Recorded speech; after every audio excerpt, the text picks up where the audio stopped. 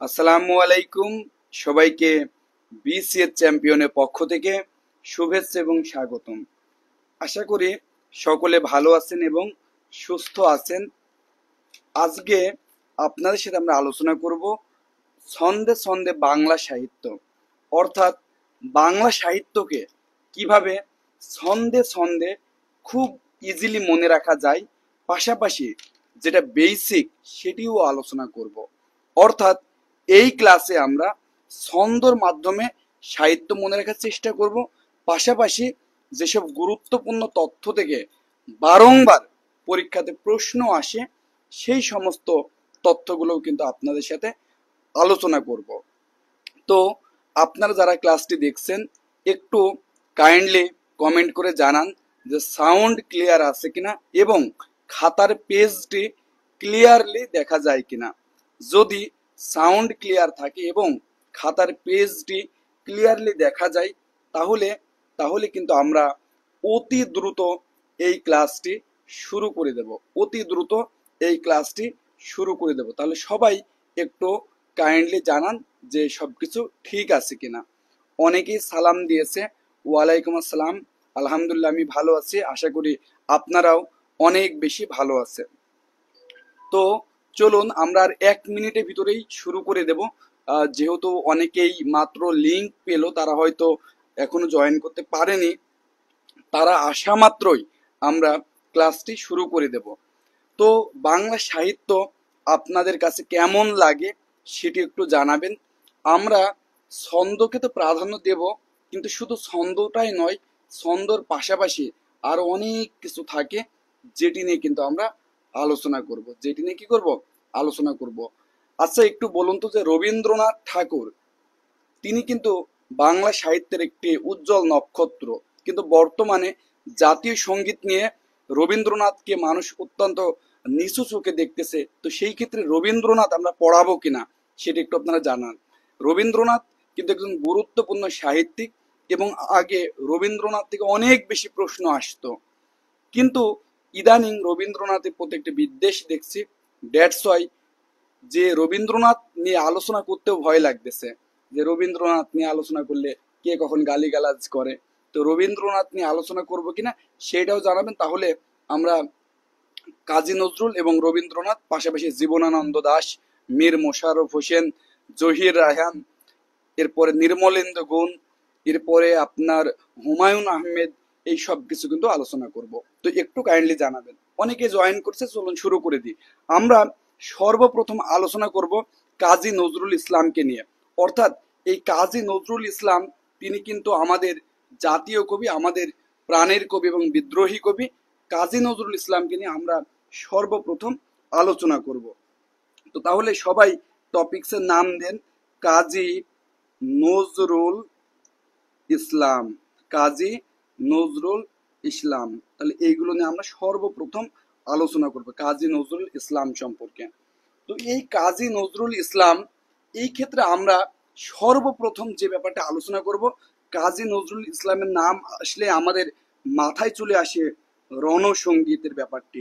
অর্থাৎ সেই রণসঙ্গীত, চল চল চল, ঊর্ধ্বে গগনে বাজে মাদল, নিম্ন উতলা ধরণী তল, চল রে চল রে চল। অর্থাৎ এই রণসঙ্গীত এর কিছু তথ্য আমাদের জানতে হবে। তাহলে এই রণসঙ্গীত বলতে কি বোঝায়? রণসঙ্গীত এই কবিতাটা কিন্তু অনেক বড়, কিন্তু আমরা এই রণসঙ্গীত বলতে এই চল চল কবিতার, চল চল কবিতার প্রথম, চল চল কবিতার প্রথম 21 লাইন, এই চল চল কবিতার প্রথম যে 21 লাইন, 21 লাইন সেটি কিন্তু আমাদের রণসঙ্গীত। পরীক্ষাতে আসে কত লাইন রণসঙ্গীত? তাহলে চল চল কবিতার প্রথম 21 লাইন। 2 নম্বর যেটি পরীক্ষাতে আসে যে এই যে চল চল কবিতা বা এই যে রণসঙ্গীত, সেই কবিতাটি কবিতাটি সন্ধ্যা, সেই কবিতাটি কি বলুন? সন্ধ্যা কাব্যগ্রন্থের অন্তর্গত। অর্থাৎ সন্ধ্যা কাব্য গ্রন্থের অন্তর্গত, সন্ধ্যা কাব্যগ্রন্থের অন্তর্গত, সন্ধ্যা কাব্যগ্রন্থের অন্তর্গত। এইটুকু একটু আপনাকে মনে রাখতে হবে যে কাব্যগ্রন্থ মানে কি? মানে অনেকগুলো কবিতা নিয়ে যখন একটি বই প্রকাশিত হয় সেটি কাব্যগ্রন্থ। যেমন আমরা যদি একটা গান শুনি সেটা সিঙ্গেল গান, কিন্তু যখন এই গানের অ্যালবাম প্রকাশিত হয় অনেকগুলো গান থেকে 8টা 10টা, সিমিলারলি এরকম 8টি 10টি 20টি কবিতা দিয়ে যে গ্রন্থ তৈরি হয় সেটি যেহেতু কবিতাতে কাব্য এবং সেটি কাব্যগ্রন্থ। এবং পরীক্ষাতে এটাও এসেছে এটির পূর্ব নাম কি? এর শুরুতে এর নাম কিন্তু চল চল ছিল না। এই কবিতাটির কবিতাটির পূর্ব নাম, অর্থাৎ এই কবিতাটির পূর্ব নাম ছিল নতুনের গান। প্রত্যেকটা কিন্তু বিসিএস সহ বিভিন্ন চাকুরি পরীক্ষায় এসেছে, আমরা সবগুলোকে মিলিয়েছি। তাহলে এই চলচল কবিতাটির পূর্ব নাম নতুনের গান। এরপরে এখান থেকে প্রশ্ন এসেছে যে এটি প্রকাশিত হয় কবে, অর্থাৎ এই কবিতাটি প্রকাশিত হয় কত সালে, সেটি কিন্তু গুরুত্বপূর্ণ। সেটি হচ্ছে 1928 সালে শিখা পত্রিকায়। কি পত্রিকায় বলুন? শিখা পত্রিকায়। শোনেন, এই যে মাঝে যে জুলাইয়ের আন্দোলন দেখলাম, প্রতিদিন আমি কিন্তু মাঠে ছিলাম, দেখেছি এই বর্তমান দেখুন 1928, এখন কিন্তু 2024 সাল, এখন পর্যন্ত আন্দোলন সংগ্রাম যদি আসে, কাজী নজরুলের কবিতা কাব্যের কোনো বিকল্প কোনো কবি সাহিত্যিক তৈরি করতে পারেনি। কাজী নজরুল হচ্ছে এমন একটি ইন্সপাইরেশনের নাম।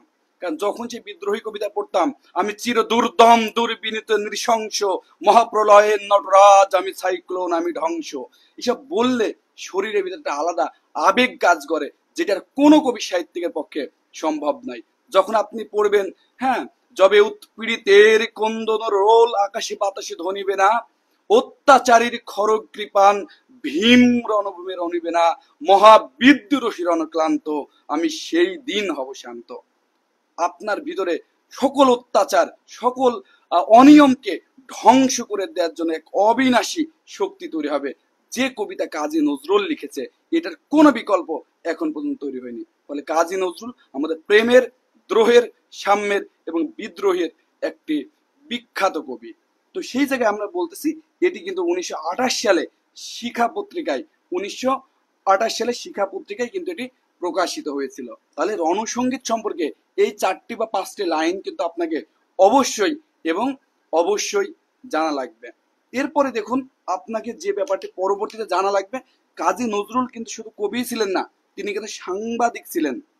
তাই তার সম্পাদিত তার সম্পাদিত পত্রিকা সম্পর্কে জানতে হবে। অর্থাৎ তিনি যে বেশ কিছু সাংবাদিক ছিল, তার সম্পাদিত পত্রিকা সম্পর্কে জানতে হবে। 1 নম্বর যে পত্রিকা, সেই পত্রিকা হচ্ছে নবযুগ। অর্থাৎ উনি কিন্তু নবযুগ নামক একটি পত্রিকা, যেটি 1920 সালে প্রকাশিত হয়েছিল এবং যেখানে তিনি কিন্তু, যার মূল ভাব ছিল বিদ্রোহ। যেমন বণিক বার্তা, এই যে বণিক বার্তা পত্রিকা আমরা প্রতিদিন টেলিগ্রামে দিই, এখানে কিন্তু মূলত বিজনেস নিয়ে আলোচনা করে। এরপরে কিন্তু বিভিন্ন রকমের ফিকশন রয়েছে। ফলে নজরুল নবযুগ পত্রিকাতে মূলত তার বিদ্রোহী ভাবগুলো প্রকাশ করতেন। 2 নম্বর, নজরুল কিন্তু ধূমকেতু পত্রিকা, যেটি 1922 সালে প্রকাশিত হয়, যেখানে তিনি কিন্তু বিপ্লব নিয়ে আলোচনা করেছেন। অর্থাৎ বিপ্লবী বিভিন্ন মনোভাব এই ধূমকেতু পত্রিকাতে তিনি লিখতেন। এবং 3 নম্বর যেটি, সেটি হচ্ছে লাঙ্গল। সেটি কি? লাঙ্গল একটি পত্রিকা, যেটি 1925 সালে তিনি সম্পাদিত করেন বা শুরু করেন, যেখানে মূল ব্যাপারটি ছিল সাম্যবাদ। কি বলুন? সাম্যবাদ। তাহলে আশা করি এই ব্যাপারটা আপনাদের ক্লিয়ার, যে নজরুল 3টা পত্রিকায় কাজ করেছেন। সেটি হচ্ছে নবযুগ, যেটি বিদ্রোহ প্রধান,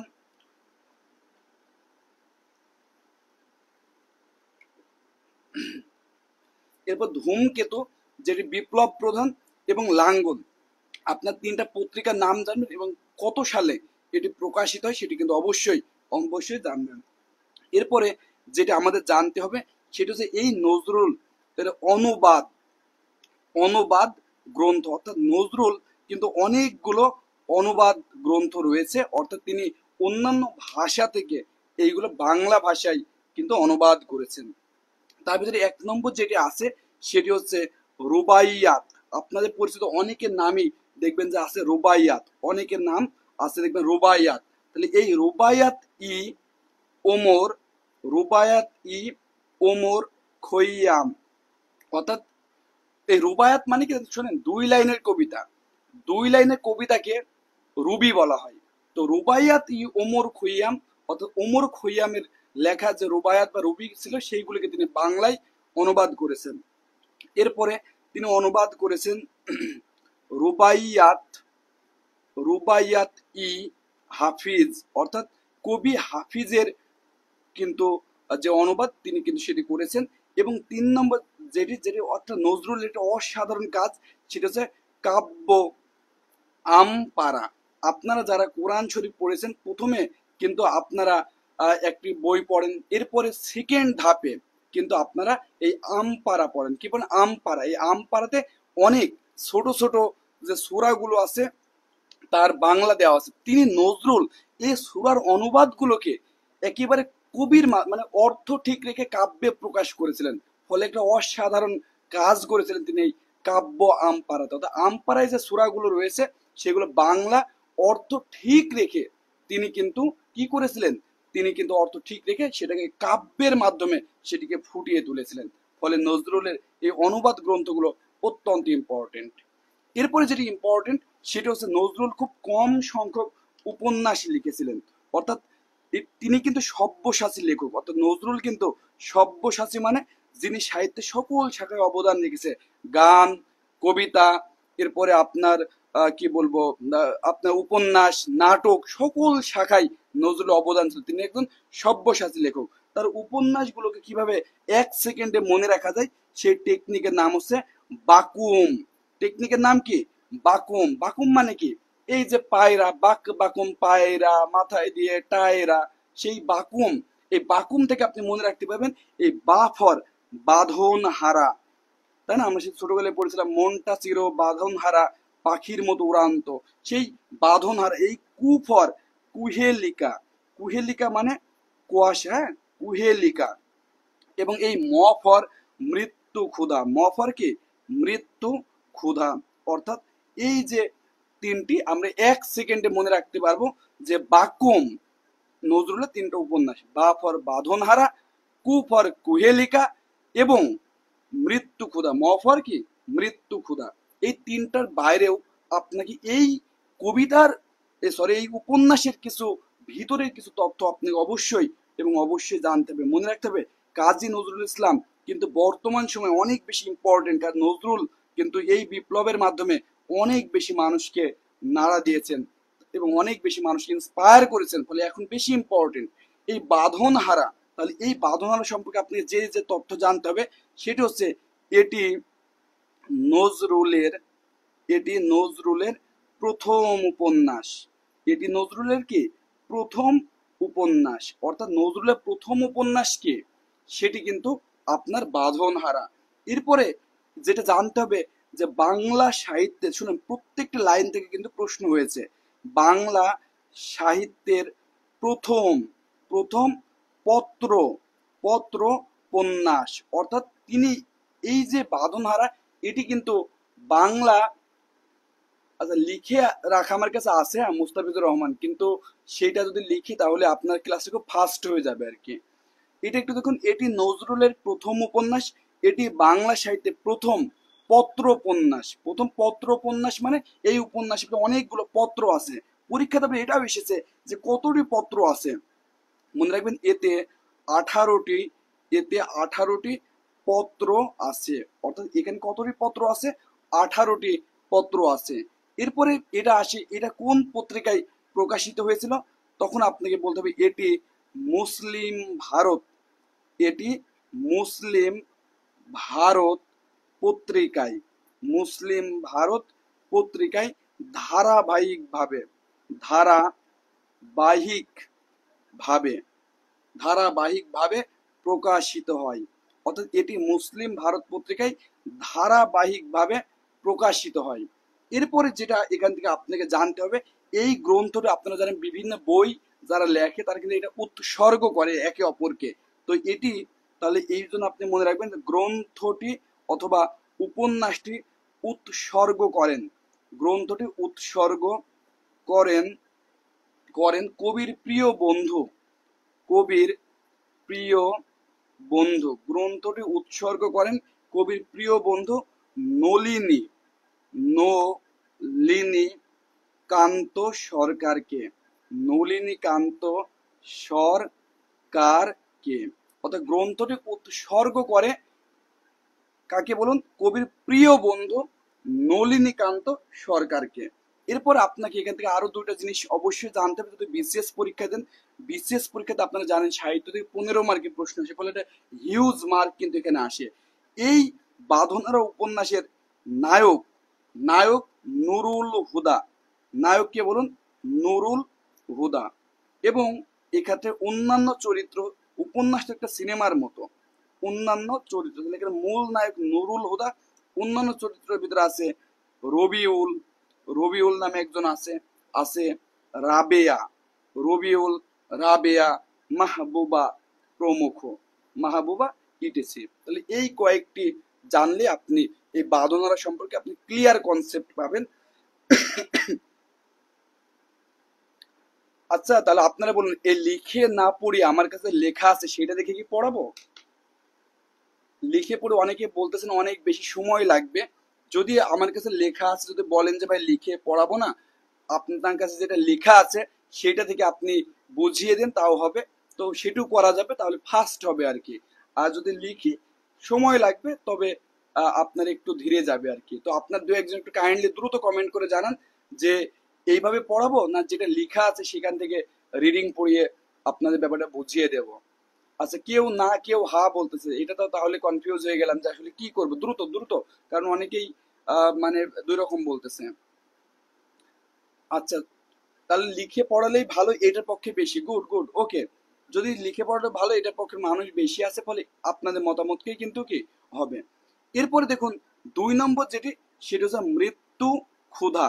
মৃত্যু ক্ষুধা জিনিসটা কি? মৃত্যু ক্ষুধা জিনিসটা কি?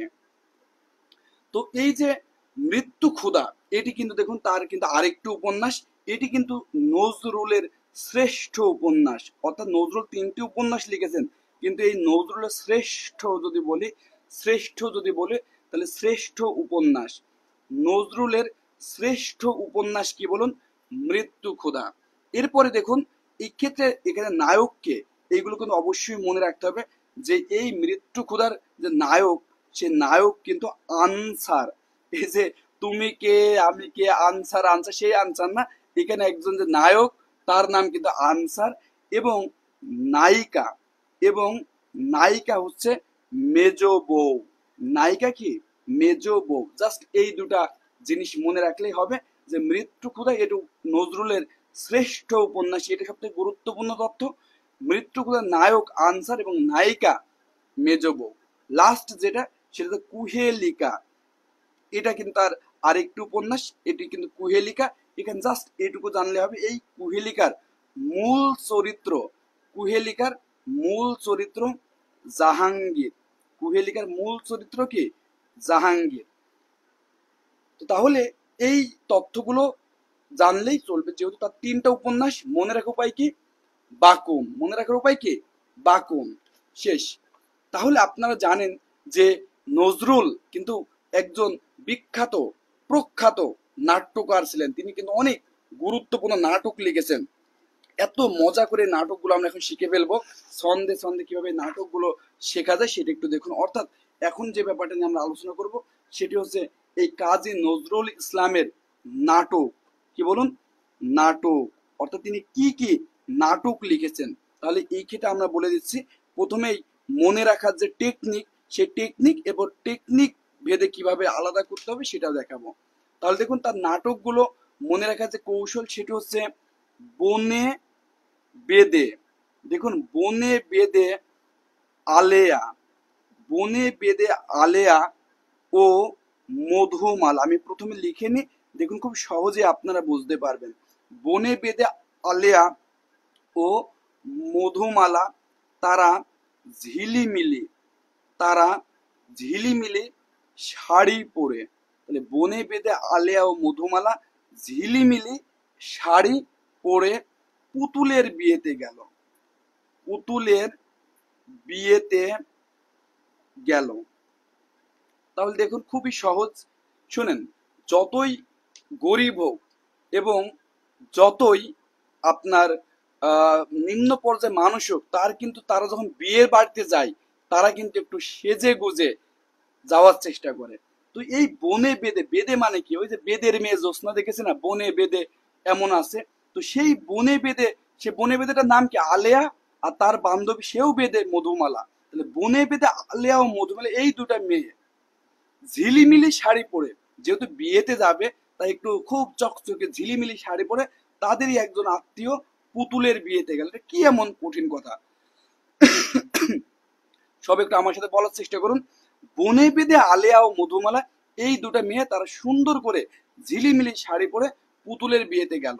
কিন্তু আমরা বাংলা সিনেমাতে দেখেছি যে এই টাইপের গরিব কেউ যদি বড় লোকের কারোর বিয়েতে যায় তাহলে দেখবেন অনেক সময় তাদের ঢুকতে দেওয়া হয় না, যে তাদের স্ট্যাটাস ডাউন হয়ে যাবে, তাদের স্ট্যাটাস নষ্ট হবে বলে। তো এদের সরাসরি ঘাড়ে ধাক্কা দিয়ে বের করে দিলে কেমন হয়?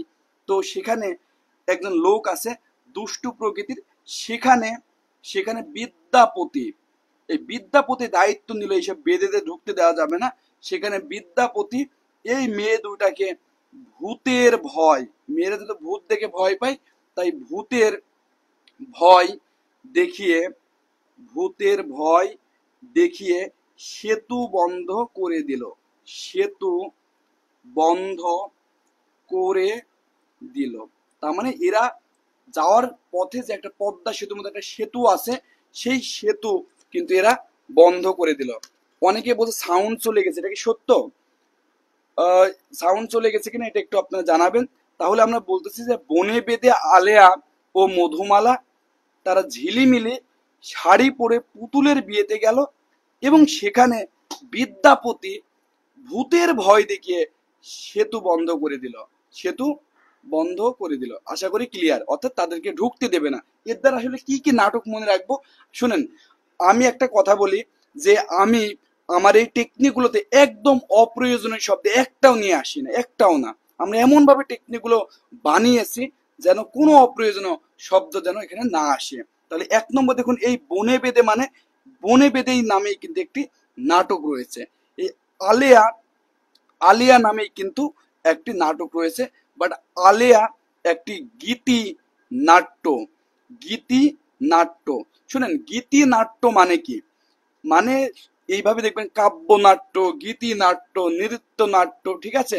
এবার নাট্য কাব্য, এই ক্ষেত্রে আপনি যেটা মনে রাখবেন, শুরুতে যেটা আসে সেটা প্রধান, অর্থাৎ গীতি মানে গান। এই নাটকগুলোতে গানটাই প্রধান, অর্থাৎ গানে গানে নাটক হবে, গানে গানে নাটক হবে, অর্থাৎ গীতি নাট্য মানে গানে গানে নাটক হবে, অর্থাৎ এখানে গীতিরা প্রধান, নাটকটা অপ্রধান। তাহলে দেখুন, এই যে মধুমালা মানে মধুমালা, মধুমালা মানে কি, মধুমালা নামেই কিন্তু তার একটি নাটক রয়েছে।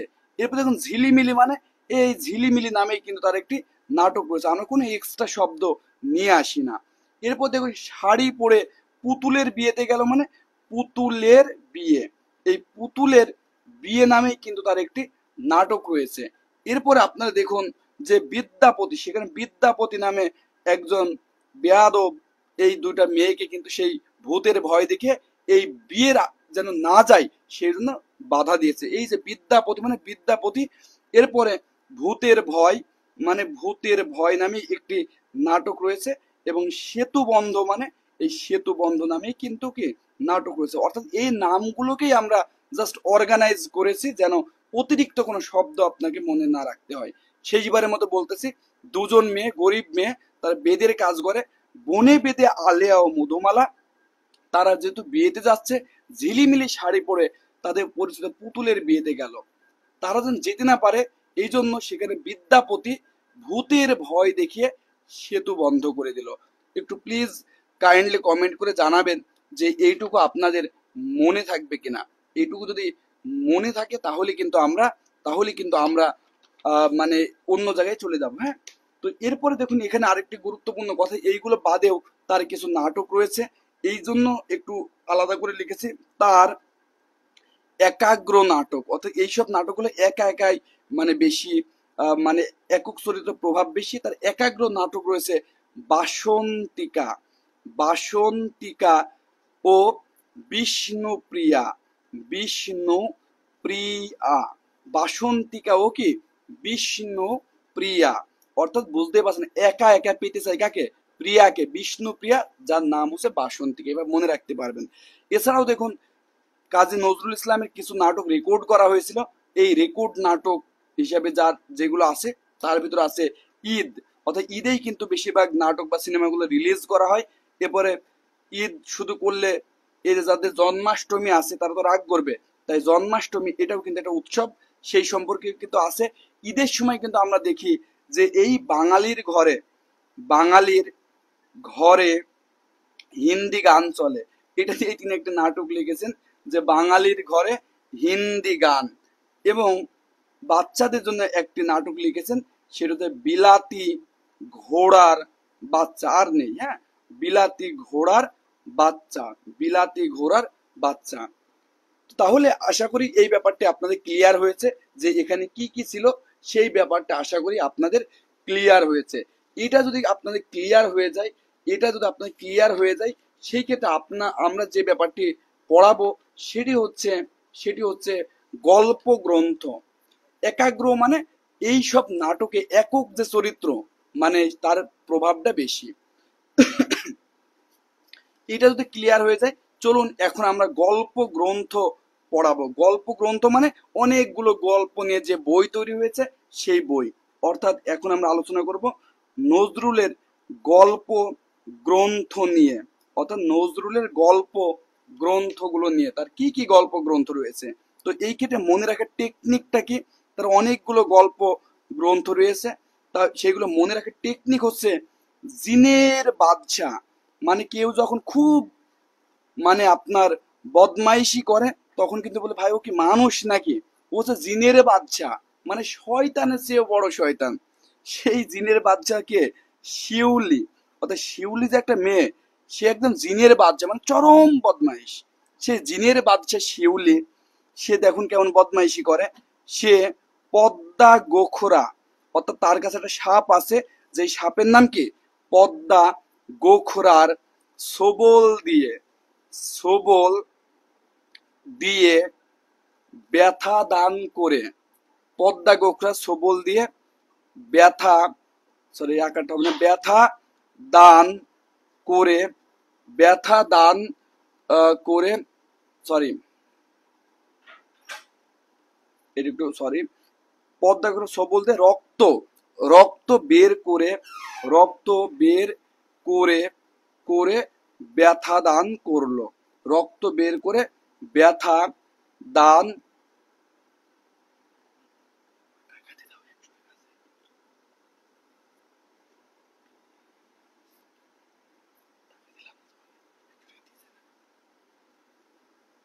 আচ্ছা একটু একটু আপনার কাইন্ডলি একটু লাইনে থাকেন, তো একজন লোক আসছে তো।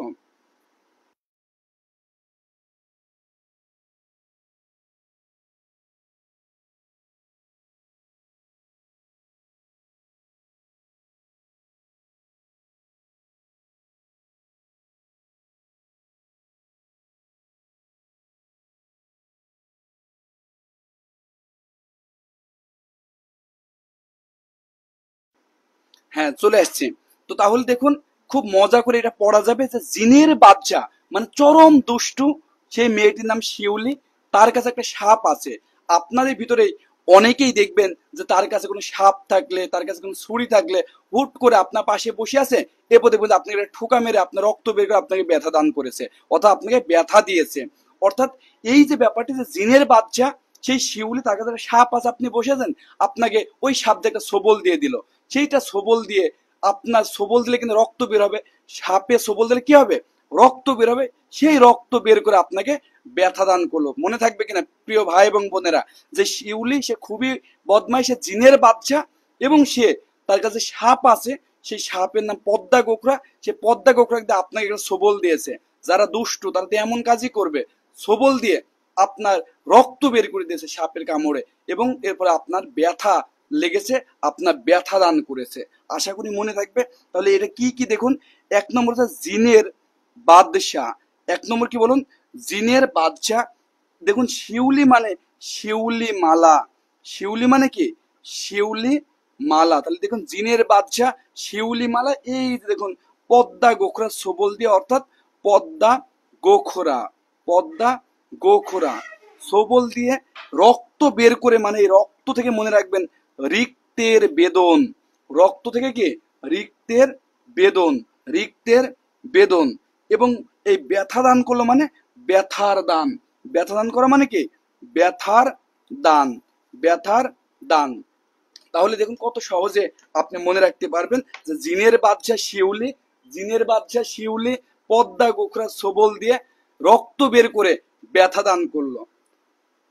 এইটুকু যদি আপনার ক্লিয়ার হয়ে যায়, একটু কাইন্ডলি ক্লিয়ার লিখুন, ক্লিয়ার লিখুন, তাহলে কিন্তু আমরা এইগুলো দেখুন গল্প গ্রন্থ, মানে এই জিনের বাচ্চা এটি কিন্তু একটা গ্রন্থ, এর ভিতরে আপনার অনেকগুলো গল্প রয়েছে, শিউলি মালার ভিতরে অনেকগুলো গল্প রয়েছে, পদ্মা গোখরার ভিতরে অনেকগুলো গল্প রয়েছে, রিক্তের ভিতরে অনেকগুলো গল্প, ব্যথাদানের ভিতরে অনেকগুলো গল্প।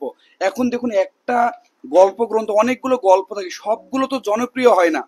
এখন গল্প গ্রন্থ বাদেও জনপ্রিয় কিছু জনপ্রিয় কিন্তু গল্প মনে রাখতে হয়, কারণ একটা অ্যালবামে সবগুলো গান কিন্তু কি হয় না, সবগুলো গান কিন্তু জনপ্রিয় হয় না। তাহলে যেগুলো বেশি জনপ্রিয় হয় সেইগুলো থেকে আবার আলাদা আলাদা প্রশ্ন আসছে। এই জন্য এই টপিক্সটার নাম হবে যে গুরুত্বপূর্ণ, এই টপিক্সটার নাম কি হবে গুরুত্বপূর্ণ গল্প সমূহ, গুরুত্বপূর্ণ গল্প সমূহ, অর্থাৎ এদের ভিতরে সব থেকে গুরুত্বপূর্ণ যে গল্প সেইটা। তো সেইটা একটু বলি, সেইটা মনে রাখার কিভাবে টেকনিক, অর্থাৎ এই গল্প গ্রন্থ বাদে সব থেকে জনপ্রিয় যে গল্পগুলো রয়েছে সেইগুলো মনে রাখার টেকনিকটা কি, এটা একটু দেখুন। এটা খুবই দারুণ একটা ব্যাপার, সেটা হচ্ছে স্বামী হারা রাক্ষসী। বুঝতেই পাচ্ছেন, কোনো মেয়ের যদি স্বামী থাকে আর সেই স্বামী যদি হারিয়ে যায়, ওই মেয়ে কিন্তু রাক্ষসী হয়ে উঠতে পারে। তো সেরকম এই স্বামী হারা রাক্ষসী, এই রাক্ষসীর নাম কি হেনা, মানে মূলত হেনা তার একটা উপাধি বলতেছি, তার একটা উপাধি বলতেছে স্বামী হারা, হ্যাঁ হ্যাঁ এটা বলবো হৃদয় সেন ভাই, এটা বলবো, হ্যাঁ স্বামী হারা রাক্ষসী হেনা, অর্থাৎ হেনা স্বামী হারিয়ে গেছে, সে এখন রাক্ষসী হয়ে উঠেছে। আমরা অনেকে আছে না যে এর আগে আমরা বিভিন্ন উপাধি বলতাম, হ্যাঁ যে বিশিষ্ট মানে সমাজ সেবক, জননেতা, হ্যাঁ তারপরে এই দেশরত্ন, এইভাবে অনেক কিছু বলে একজন নাম বলতাম। এই হেনার উপাধি স্বামী হারা এবং সে রাক্ষসী, সেই স্বামী হারা রাক্ষসী হেনা, তার সাথে আবার আছে আরেক দুষ্টু, তার নাম হচ্ছে দুরন্ত, মানে খুবই দুরন্ত, তার নাম আবার হচ্ছে মেহের নেগার। তাহলে দেখুন, এবং দুরন্ত মেহের নেগার, স্বামীহারা রাক্ষসী হেনা ও দুরন্ত মেহের নেগার, যেহেতু তারা বোঝাই যাচ্ছে তারা খুব একটা ভালো লোক না, তাই তারা আবার সেম, তারা পদ্মা গোখরা, তারা দেখুন পদ্মা গোখরা নিয়ে, তারা পদ্মা গোখরা নিয়ে, অর্থাৎ বুঝতেই পারছেন তারা যেহেতু দুষ্টু প্রকৃতির লোক, তারা তো ভালো কিছু নেবে না, তারা পদ্মা গোখরা নিয়ে, এবং এদের বন্ধু কিন্তু ভালো হয় না, তারা পদ্মা গোখরা নিয়ে রাজবন্দি, মানে সে যাহাই তাই বন্দি না, কি বন্দি বলুন, রাজবন্দি, এবং জিনের বাদশা মানে চরম মানে বদমাইশ, সেই রাজবন্দি জিনের বাদশা বাউন্ডেল, মানে আরো মনে করেন যে আপনার দুষ্টু আর কি, এটা বোঝাচ্ছে বাউন্ডেলে, সে লোকটার নাম কি সালমান এফ রহমান না, তার নাম হচ্ছে সালেক, বাউন্ডেলে সালেকের কাছে গেল, অর্থাৎ বুঝতেই পারছেন এই মেয়েটা স্বামী হারা এবং তার অত্যন্ত দুষ্ট, তারা আবার গিফট হিসেবে নিয়ে গিয়েছে পদ্মা গোখরা নিয়ে, কোথায় গেছে জেলে বন্দি আছে, রাজবন্দি, কেন সে বন্দি, কারণ সে জিনের বাদশা, এবং আরো তার উপাধি হচ্ছে বাউন্ডেলে সালেক, এই সবগুলো কিন্তু সালেকের উপাধি, যে সে একটা রাজবন্দি, সে জিনের বাদশা এবং চরম বাউন্ডেল, এই বাউন্ডেলে সালেকের কাছে গেল। সংক্ষেপে সংক্ষেপে যদি শুনেন, জিনে বাদশা এবং পদ্মা গোখরা এই দুটা মনে হয় গল্প হয় স্যার। এই যে এইটা তো আমরা বললামই যে কিছু কিছু অ্যালবাম আছে যে অ্যালবামের একটি গানের নামে পুরো অ্যালবামের নাম হয়। তো এই জিনে বাদশা এবং শিউলি মালা এইগুলো যেমন পদ্মা গোখরা, এটা যেমন টোটাল একটা গল্প গ্রন্থ, সিমিলারলি তাদের ভিতরে কিন্তু ওই নামে কিন্তু গল্পও রয়েছে। অর্থাৎ দেখুন, আমরা যেটা বলতেছি মূল যে উক্তি সেটা হেনা আর মেহের নেগার সালেকের কাছে গেল। হেনার উপাধি হচ্ছে স্বামীহারা রাক্ষসী হেনা, মেহের নেগার উপাধি দুরন্ত মেহের নেগার, তারা গিফট হিসেবে পদ্মা গোখরা নিয়ে সালেকের উপাধ্যে রাজবন্দি জিনের বাদশা বাউন্ডেলে সালেকের কাছে গেল।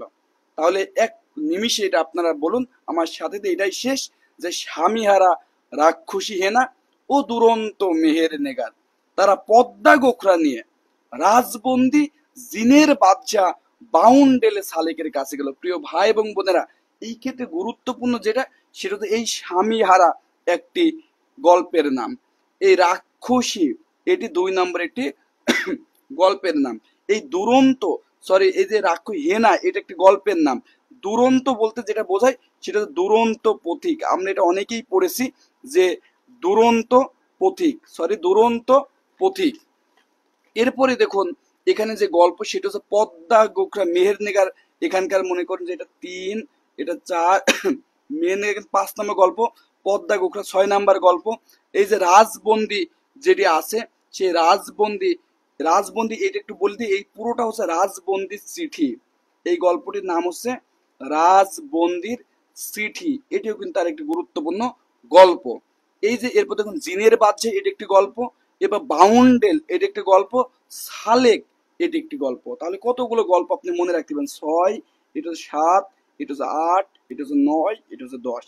শুনে আপনি ইন্ডিভিজুয়ালি আপনি এই 10টি মনে রাখতে পারবেন, কিন্তু সবগুলো মনে রাখতে পারবেন না। পরীক্ষার হলে জাস্ট এটা মনে রাখবেন যে দুটো দুষ্টুমি একটা ছেলে কাছে গেছিল, এইটা বললে আপনার অপশন দেখে এই উত্তরগুলো আপনার মনে হয়ে যাবে।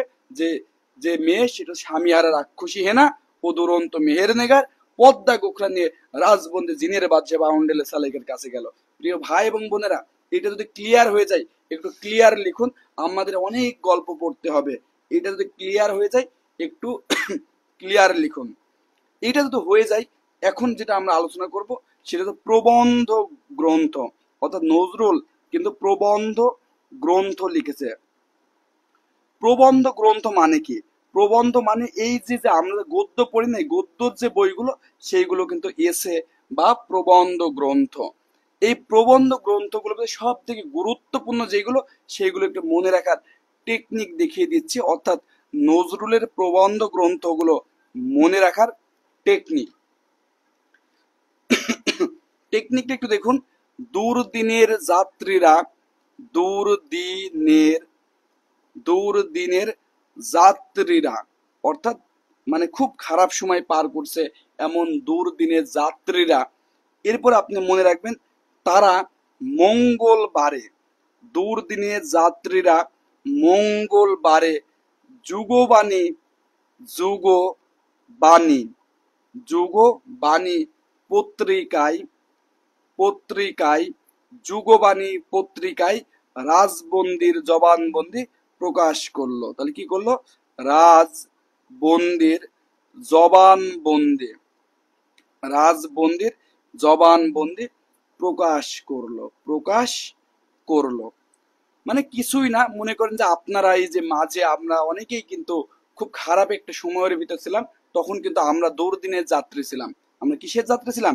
তাহলে 1 নম্বর যেটি পেলাম সেটা দেখুন, দুর্দিনের যাত্রী। তখন কিন্তু আমরা দুর্দিনের যাত্রী ছিলাম। দেখলাম যে যেহেতু আমাদের সময় সবই খারাপ, শুক্র শনি থেকে মঙ্গলবার নামের ভিতরে একটা মঙ্গল আছে, তাই আমরা এই মঙ্গলবার নামে একটা দিন বেছে নিলাম। সেই মঙ্গলবার আমরা এখন ইত্তেফাক, প্রথম আলো না, তখনকার যেহেতু নজরুলের যুগবাণী নামে পত্রিকা ছিল, তারা মঙ্গলবারে এই যে যুগবাণী পত্রিকায় কি প্রকাশ করলো? রাজবন্দির জবানবন্দি। রাজবন্দির জবানবন্দি শেষ। তাহলে খুবই সহজ, যে দুর্দিনের যাত্রীরা মঙ্গলবারে যুগবাণী পত্রিকায় রাজবন্দির জবানবন্দি প্রকাশ করলো। এই ছোট্ট একটি টেকনিকের মাধ্যমে, ছোট্ট একটি গল্পের মাধ্যমে আপনি সবগুলো প্রবন্ধ গ্রন্থ মনে রাখতে পারবেন। এইটা যদি ক্লিয়ার হয়ে যায়, প্লিজ একটু ক্লিয়ার লিখুন। এখন আমরা যেটা নিয়ে আলোচনা করব সেটি হচ্ছে নজরুলের গানের গ্রন্থ। হ্যাঁ, মানে এটি কিন্তু খুবই গুরুত্বপূর্ণ একটি লাইন, যে নজরুলের গানের গ্রন্থ। নজরুল তার লেখায়, তার গানগুলো এত দারুণ ছিল, কেন আপনারা কিন্তু অনেক গান নজরুলের কিন্তু পড়েছেন এবং শিখেছেন। নজরুল কিন্তু বলেছে, আমায় নহে গো ভালোবাসো শুধু, ভালোবাসো মোর গান। মানে শুধু আমাকে না, এই গান বলতে আপনার কর্মকেও কিন্তু ভালোবাসতে হবে।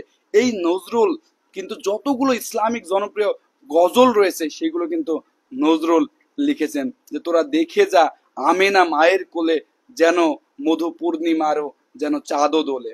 এই যে এত সুন্দর সুন্দর ত্রিভুবনে প্রিয় মোহাম্মদ, তারপরে যত দারুণ দারুণ আমরা এই গজলগুলো পড়ি, সেটি কিন্তু আপনার, আচ্ছা সরি সরি ভাই, এটা একটা ভালো কথা বলছেন, আমি তালে তালে এটা লিখে ফেলেছি। রুদ্রমঙ্গল হবে, মঙ্গলবার রুদ্রমঙ্গল হবে।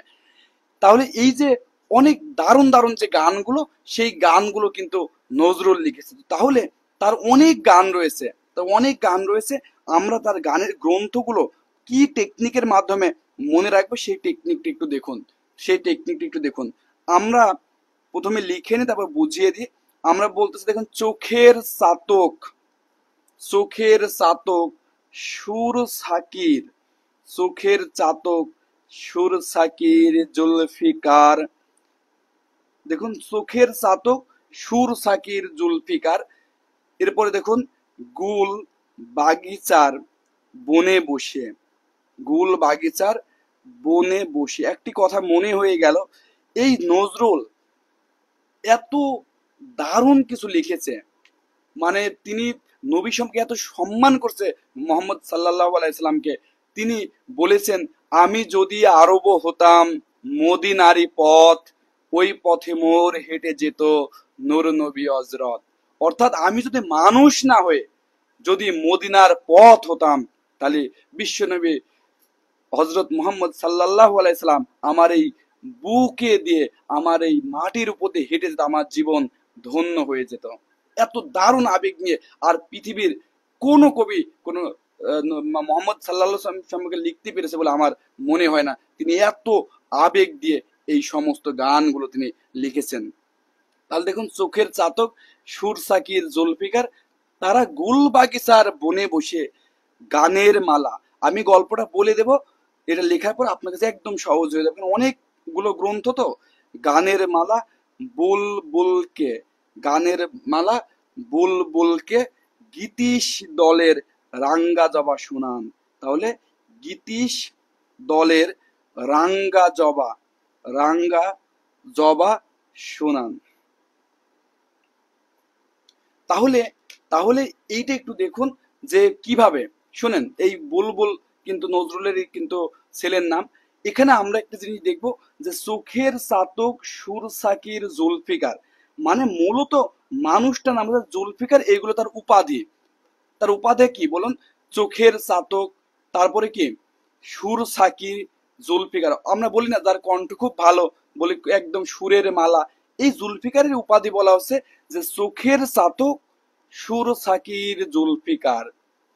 এই জুলফিকার গুল বাগিচার বনে বসে, মানে সেই জুলফিকার নামে এই লোকটা একটা সুন্দর বাগিচার বাগানে বসে আছে। আপনি এইভাবে কল্পনা করুন যে সুন্দর একটা বাগানে একটি মাছা আছে, সেই মাছাতে বসে বসে আপনি আর একটা বাচ্চা ছেলেকে আপনি গান শিখাইতেছেন। সহজ কথা, জুলফিকার এই বাগানে বসে এই বুলবুলকে একটি গান শোনাইতেছে। এটুকু আমরা একটু রংচং মাখিয়েছি। জুলফিকারটা কে? চোখের চাতক সুর সাকির জুলফিকার। গুল বাগিচার বনে বসে গানের মালা বুলবুলকে, বুলবুলের আমরা একটু উপাধি দিলাম যে সে যে গানের মালা, মানে গানকে খুব পছন্দ করে। তো গানের মালা বুলবুলকে কি শোনায়? গীতিশ দলের রাঙ্গা জবা শোনান। তাহলে কত সহজ দেখুন। হ্যাঁ, এইগুলো কিন্তু আমরা লিখে দেবো, এগুলো পূর্ণ যে নাম সেটা লিখে দেবো। হ্যাঁ, তো তাহলে দেখুন এইটুকু ক্লিয়ার কিনা, মানে গল্পটা ক্লিয়ার কিনা। জুলফিকার নামে একটা মানুষ, সে গুলবাগিচার বনে বসে সে বুলবুল নামে একটা ছেলেকে কিছু একটি গান শোনাইতেছে। হ্যাঁ, অর্থাৎ গীতিশ দলের রাঙ্গা জবা শোনান। তো এখন আমি একটু লিখে দিচ্ছি দেখুন। এক্ষেত্রে যেটা সর্বপ্রথম আসবে সেটা চোখের চাতক। তাহলে এই যে চোখের চাতক, এটি কিন্তু একটি তার গানের গ্রন্থের নাম। এরপর দেখুন সুর, তাহলে চোখের চাতক চলে গেল। এরপর দেখুন এই যে সুর সাকি নামে তার কিন্তু একটি গানের গ্রন্থ রয়েছে, সুর সাকি। এই দেখুন সুর সাকির জুলফিকার, জুলফিকার নামেই কিন্তু তার কিন্তু কি রয়েছে? গানের গ্রন্থ রয়েছে, ফিকার। এই দেখুন জুল ফিকার। এরপরে দেখুন যে আপনার সে কি গুল বাগিচা, এই গুল বাগিচা নামেই কিন্তু গান রয়েছে, খুব দারুণ একটি গান। আপনারা কিন্তু এটা শুনেছেন যে বাগিচায় বুলবুলি তুই, হ্যাঁ ফুল শাখাতে দিসনে আজি দোল, আজও তাই ফুল কলিতে, এত সুন্দর সুন্দর লাইন এই গানের ভিতরে কিন্তু আমরা পাবো। সেই গুল বাগিচা নিয়ে কিন্তু রয়েছে। তাহলে গুল বাগিচার বনে বসে, এই বন দিয়ে কিন্তু আছে বনগীতি, কি আছে বনগীতি নামে একটি কিন্তু কাব্যগ্রন্থ রয়েছে। তাহলে গুল বাগিচার বনে বসে গানের মালা, এই যে দেখুন গানের মালা নামে কিন্তু তার একটি গানের গ্রন্থ রয়েছে, গানের মালা। তাহলে দেখুন গানের মালা কাকে বলুন, বুলবুলকে। এই বুলবুল নামে কিন্তু তার গানের গ্রন্থ রয়েছে, গানের মালা বুলবুলকে। বুলবুলকে কি করলো বলুন, এই যে গীতিশ দলের, এই গীতিশ দল মানে গীতি শতদল, গীতি শতদল, গীতিশ দল মানে সহজে আমরা বলতে গীতি শতদল, রাঙ্গা জবা। দেখুন রাঙ্গা জবা মানে রাঙ্গা জবা। আর এই সুর দিয়ে, এই দেখুন এই সুর দিয়ে আরো কয়েকটা আছে, সুর দিয়ে দুই তিনটা রয়েছে। দেখুন সুর সাকি, তো শুধু সুর সাকি হবে, এই সুর দিয়ে আরো রয়েছে সুর মুকুল, সুর মুকুল এবং সুর লিপি, সুর মুকুল এবং সুর লিপি। আরেকটি এটা আসলে উল্লেখ করা হয়নি, এটি খুবই গুরুত্বপূর্ণ, সেটি হচ্ছে চন্দ্রবিন্দু।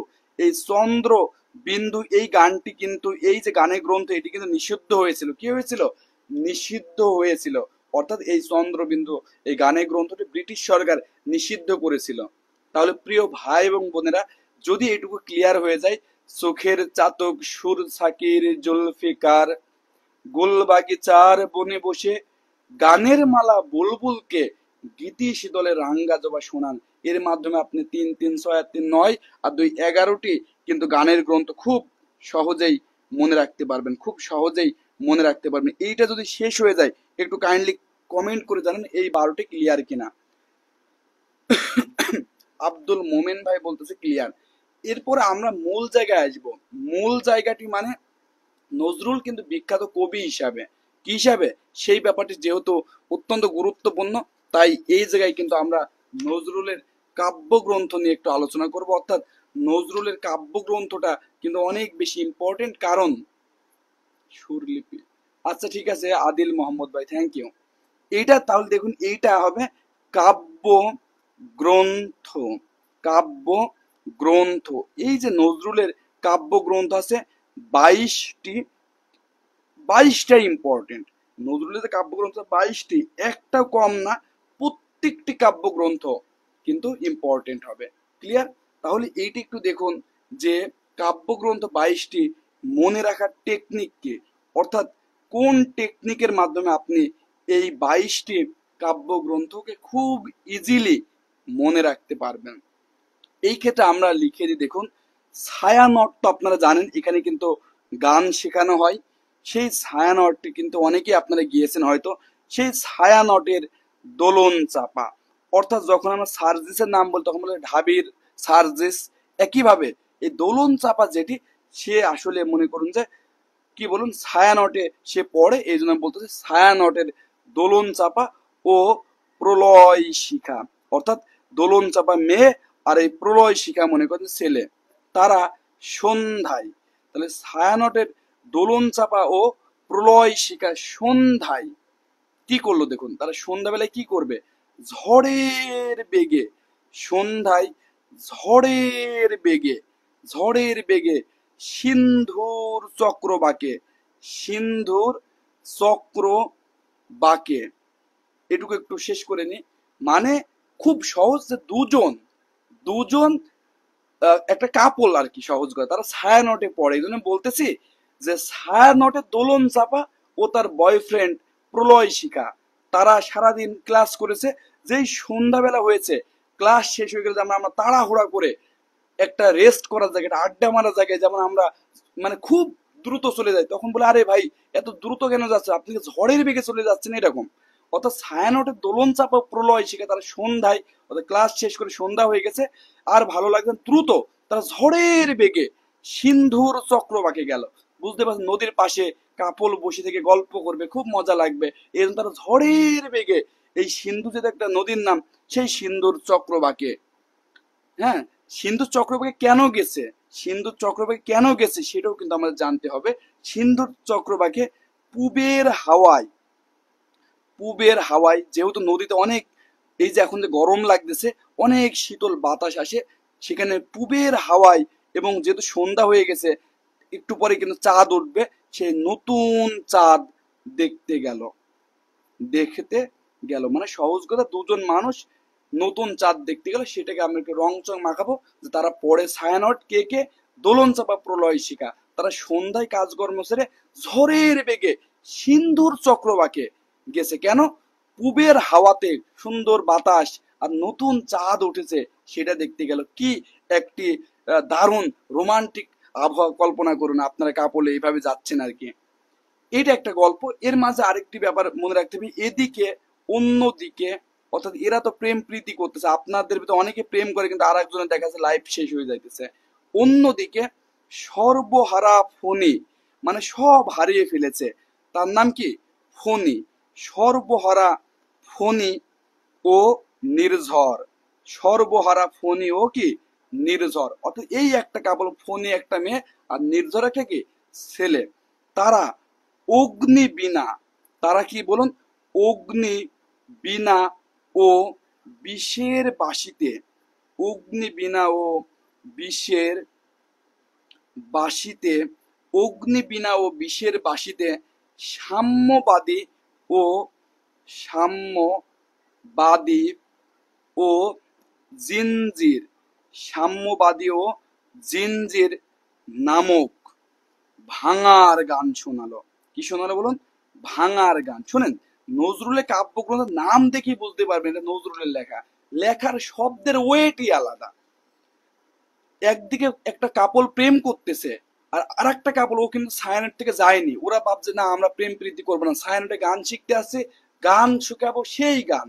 তো এইটার নাম হচ্ছে সর্বহারা ফণি একটা সিঙ্গার, ও নির্ঝর এ আর একটা সিঙ্গার, অর্থাৎ এই ফণি এবং নির্ঝর তারা অগ্নি বীণা, বীণা কিন্তু একটা বাদ্যযন্ত্র, মানে বুঝতেই পারছেন, এমন এই যে মাঝে মাঝে হয় না যে ব্যান্ড সঙ্গে শেষের দিকে একদম সবাই মিলে সে ব্যাপক আকারে বাজনা বাজানো শুরু করে, অর্থাৎ তারা সে অগ্নি বীণা, সে নর্মাল কোনো বীণা না, বিষের বাঁশি, নর্মাল কোনো বাঁশি না, এই বাঁশি দিয়ে এবং এই বীণা দিয়ে সাম্যবাদী এবং জিনজির নামক ভাঙার গান শোনাচ্ছে, মানে সে ব্যাপক বিদ্রোহী এবং পাওয়ারফুল গান। অনেক গানই রয়েছে, আপনারা দেখেছেন এই আন্দোলনের সময় অনেকে কিন্তু খুব ভালো ভালো শক্তিশালী পাওয়ারফুল গান শুনিয়েছে।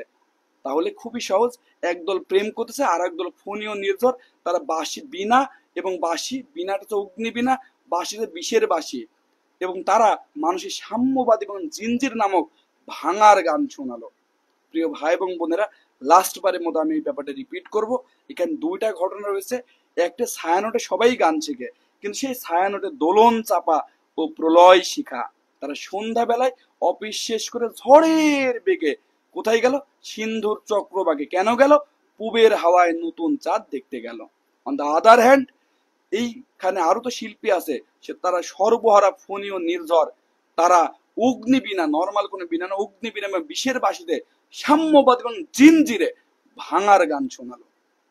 এটা দিলে কিন্তু আপনার অনেকগুলো ক্লিয়ার হবেন। চলুন কি কি কাব্যগ্রন্থ আছে তাহলে সেইগুলো এখন লিখে ফেলি। তাহলে এই যে দেখুন ছায়ানট, এই ছায়ানট কিন্তু তার একটি কাব্যগ্রন্থের নাম।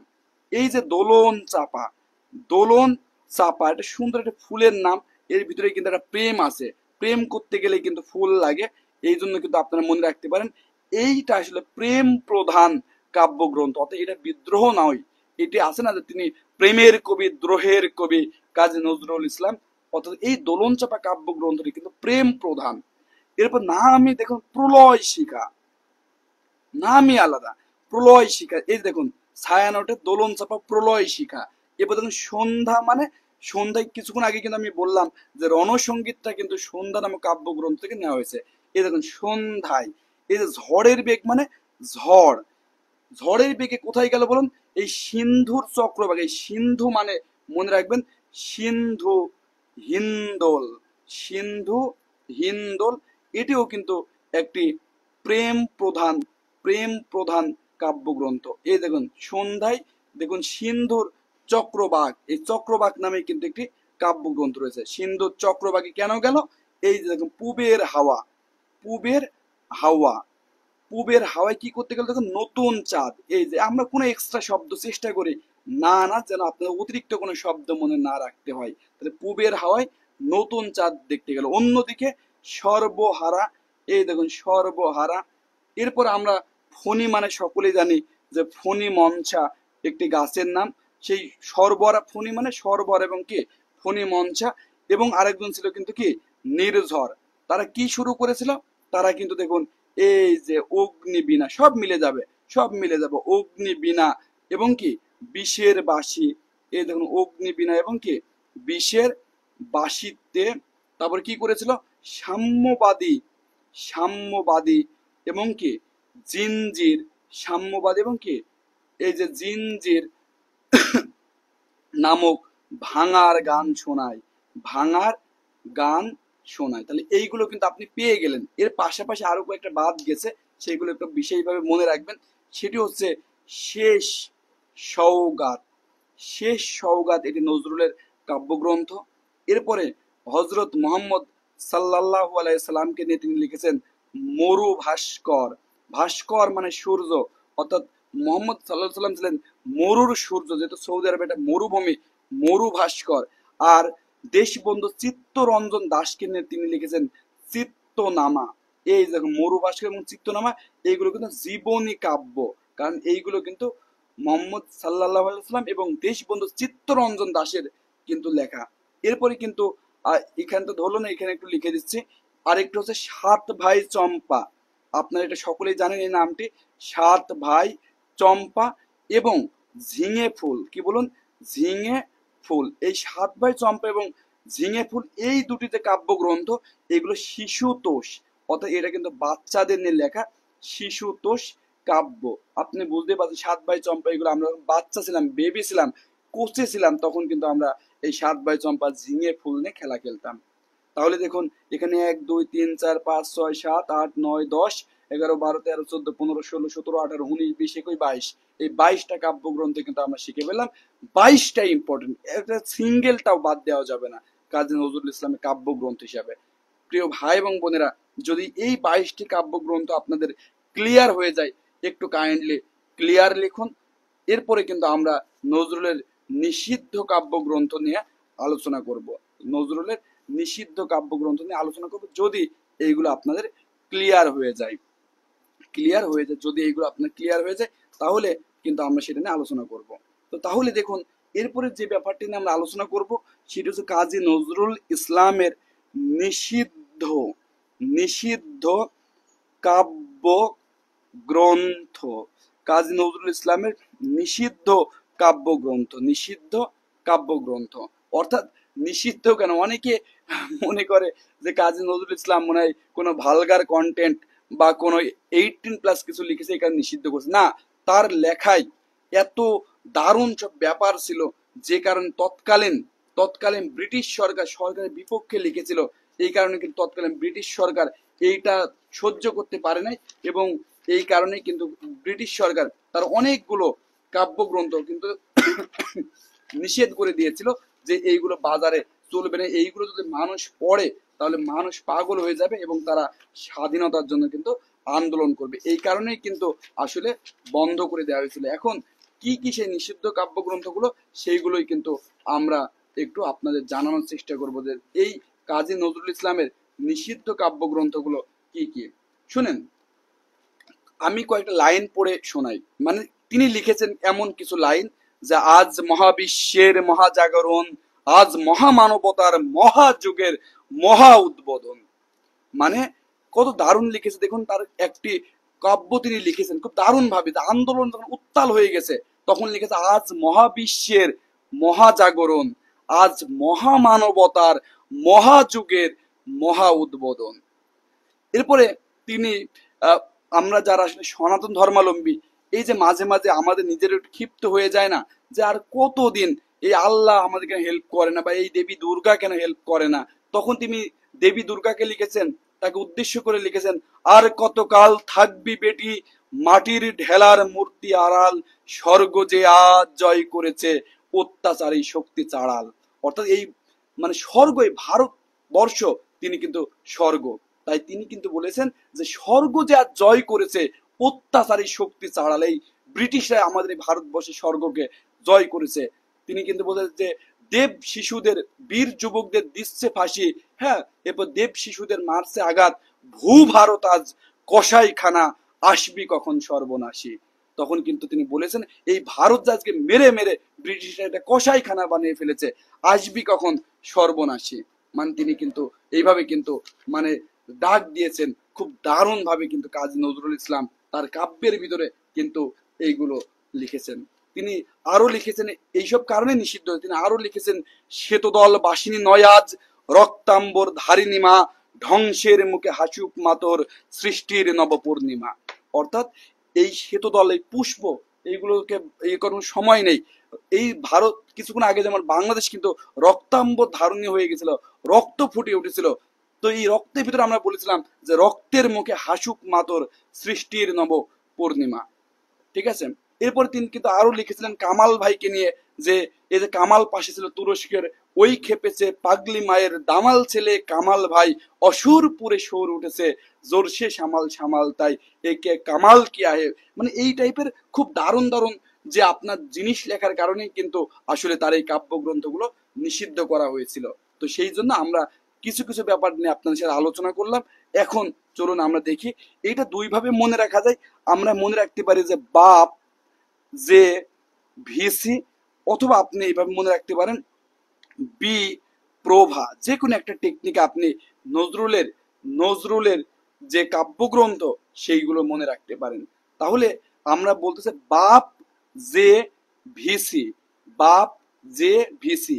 এই ব থেকে আপনি মনে রাখতে পারবেন, এই ব থেকে আপনি মনে রাখতে পারবেন বিষের বাসি। এই ব থেকে কি মনে রাখতে, আচ্ছা বিপ্রভা দিয়ে একটু শিখাই। এই বিপ্রভার বি ফর আপনি মনে রাখতে পারবেন যে বিষের, বিষের বাসি, বিষের বাসি। এই প্র থেকে আপনি মনে রাখতে পারবেন প্রলয় শিখা। প্র থেকে কি মনে রাখতে পারবেন, প্রলয় শিখা। এই ভা থেকে আপনি মনে রাখতে পারবেন ভাঙার গান, মানে নর্মাল কোনো গান না, এটি কিন্তু ভাঙার গান। অর্থাৎ এই তিনটাই কিন্তু মূলত কাজী নজরুল ইসলাম নিষিদ্ধ কাব্যগ্রন্থ। অর্থাৎ বিপ্রভা, বিষের বাসি, প্রফর প্রলয় শিখা, ভা ফর ভাঙার গান। তবে আপনি এইটা থেকে, এই দেখুন এই বি থেকে আপনি এটা মনে রাখতে পারেন বি ফর বিষের বাসি, এই পি ফর প্রলয় শিখা, এবং এই যে আপনার যে ভি ফর ভাঙার গান। তাহলে এখানে আরো কয়েকটা বাদ গেল, এই ক্ষেত্রে আপনি মনে রাখবেন এই এ ফর, এই অগ্নিবীণা একটু ঝামেলা রয়েছে। এ ফর আমি প্রথমে একটু লিখে দিয়েছি, এটা কিন্তু মনোযোগ সহকারে শুনবেন। অগ্নি বীণা, অগ্নি বীণা। এই অগ্নিবীণার ক্ষেত্রে একটু মনে রাখবেন যে অগ্নিবীণা পুরো কাব্য গ্রন্থটি কখনো নিষিদ্ধ হয়নি। এটা মনে রাখবেন যে এই অগ্নিবীণা কাব্যের, অগ্নিবীণা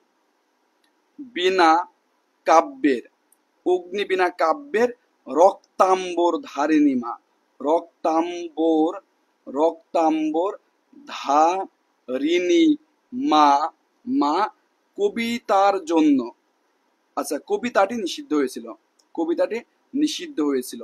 অর্থাৎ এই অগ্নিবীণা কাব্যগ্রন্থতে কিন্তু 12টা আপনার কবিতা রয়েছে।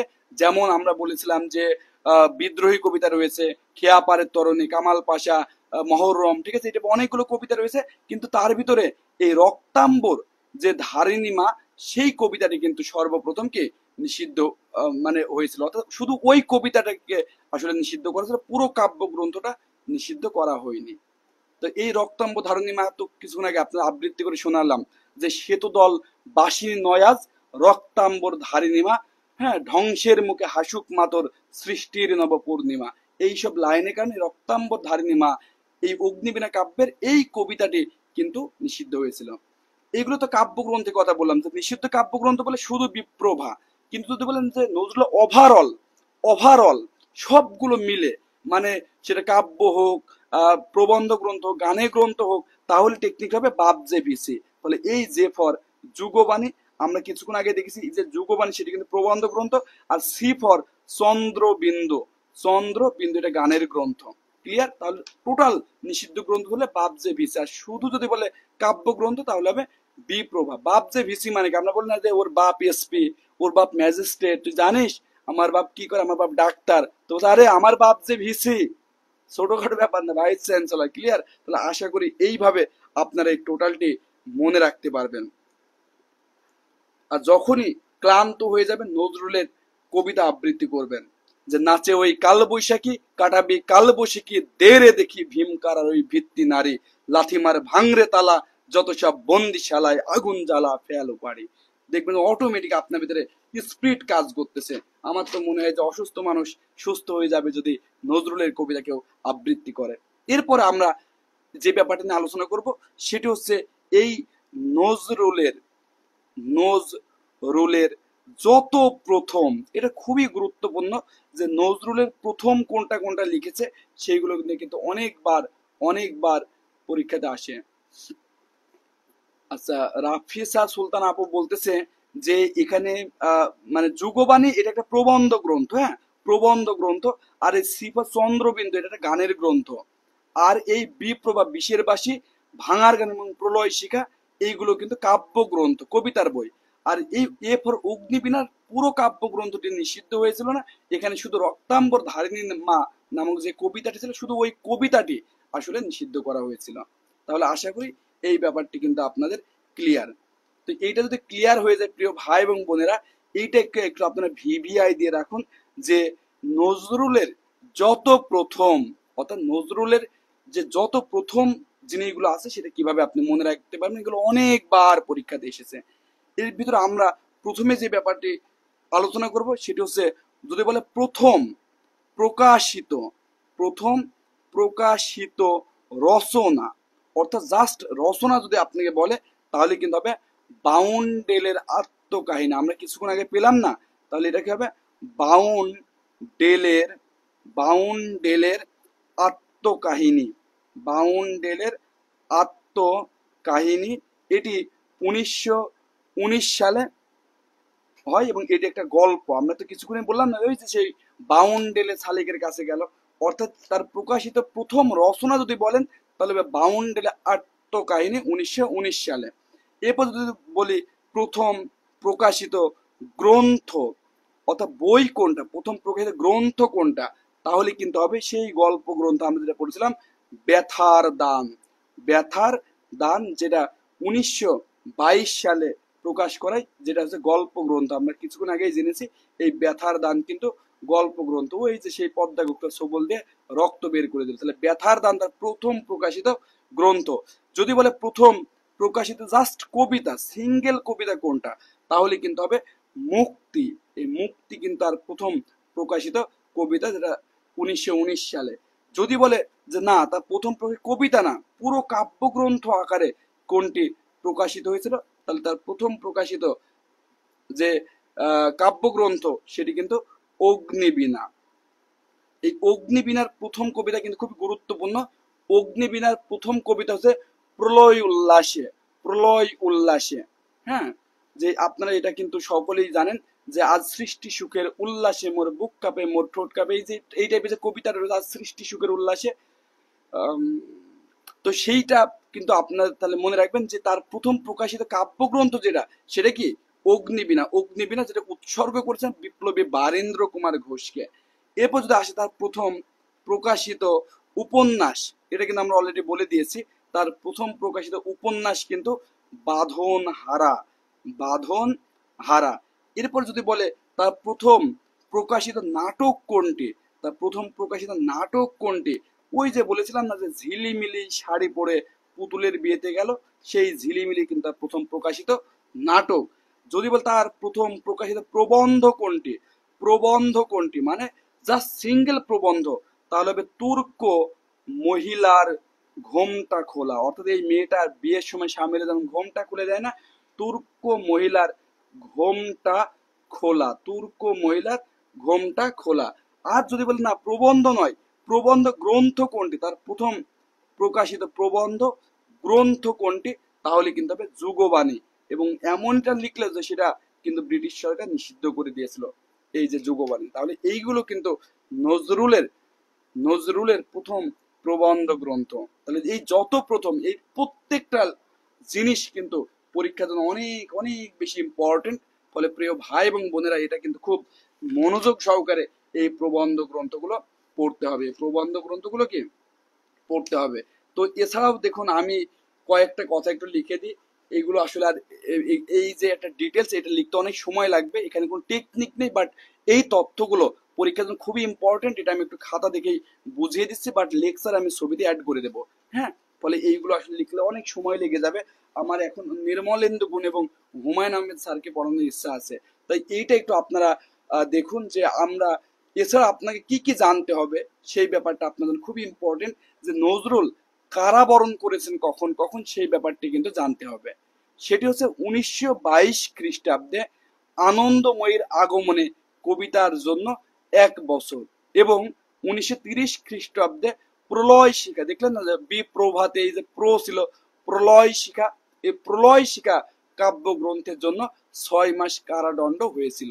তাহলে 22 সালে আনন্দময়ীর আগমনে এটার কবিতার জন্য 1 বছর, আর 30 সালে প্রলয় শিখা কাব্যগ্রন্থের জন্য 6 মাস কারাদণ্ড হয়েছিল। এইগুলো কিন্তু মনে রাখতে হবে।